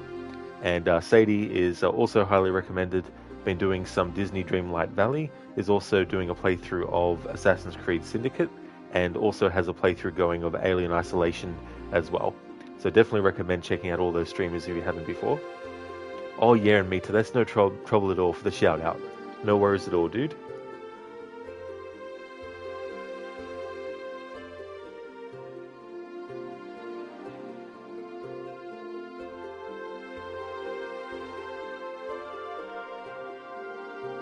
Okay, so it looks like Crooked is actually doing the Discovery Tour. He's doing a historical order run, and he's including the Assassin's Creed games, but he's also including games across different franchises. Essentially what he's doing is he's playing all these different games in the order in which they actually take place in. So he's been doing games that started in the BC era, like Ancestors, the Humankind Odyssey, and he's going to be playing through games all the way up until ones that are set during the 1940s. So he's currently on Assassin's Creed Origins as part of that overall playthrough. So he'll be getting to the other Assassin's Creed games as well, but also games like Red Dead Redemption 1 and Red Dead Redemption 2, as well as many, many others. He's got over 20 games that are part of that marathon. So we're going to go and raid out 2 Crocodiles and see how he's doing with the Discovery Tour, which is a part of the game that lets you actually roam around and learn about different elements of Egypt in that time period, the people, the places, locations, and things like that. So he's currently doing that at the moment. There's a general raid message that everyone can copy and paste. I've also got a variation that I'll put in chat for subscribers to be able to use.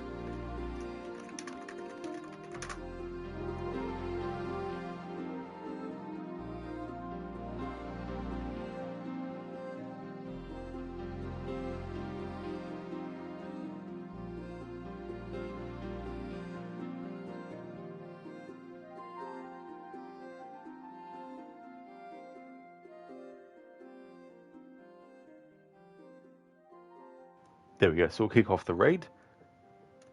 The current schedule, Mondays through to Thursdays, is my Tomb Raider marathon, and Friday is The Evil Within. So if you see me streaming The Evil Within, then you know it's become Friday.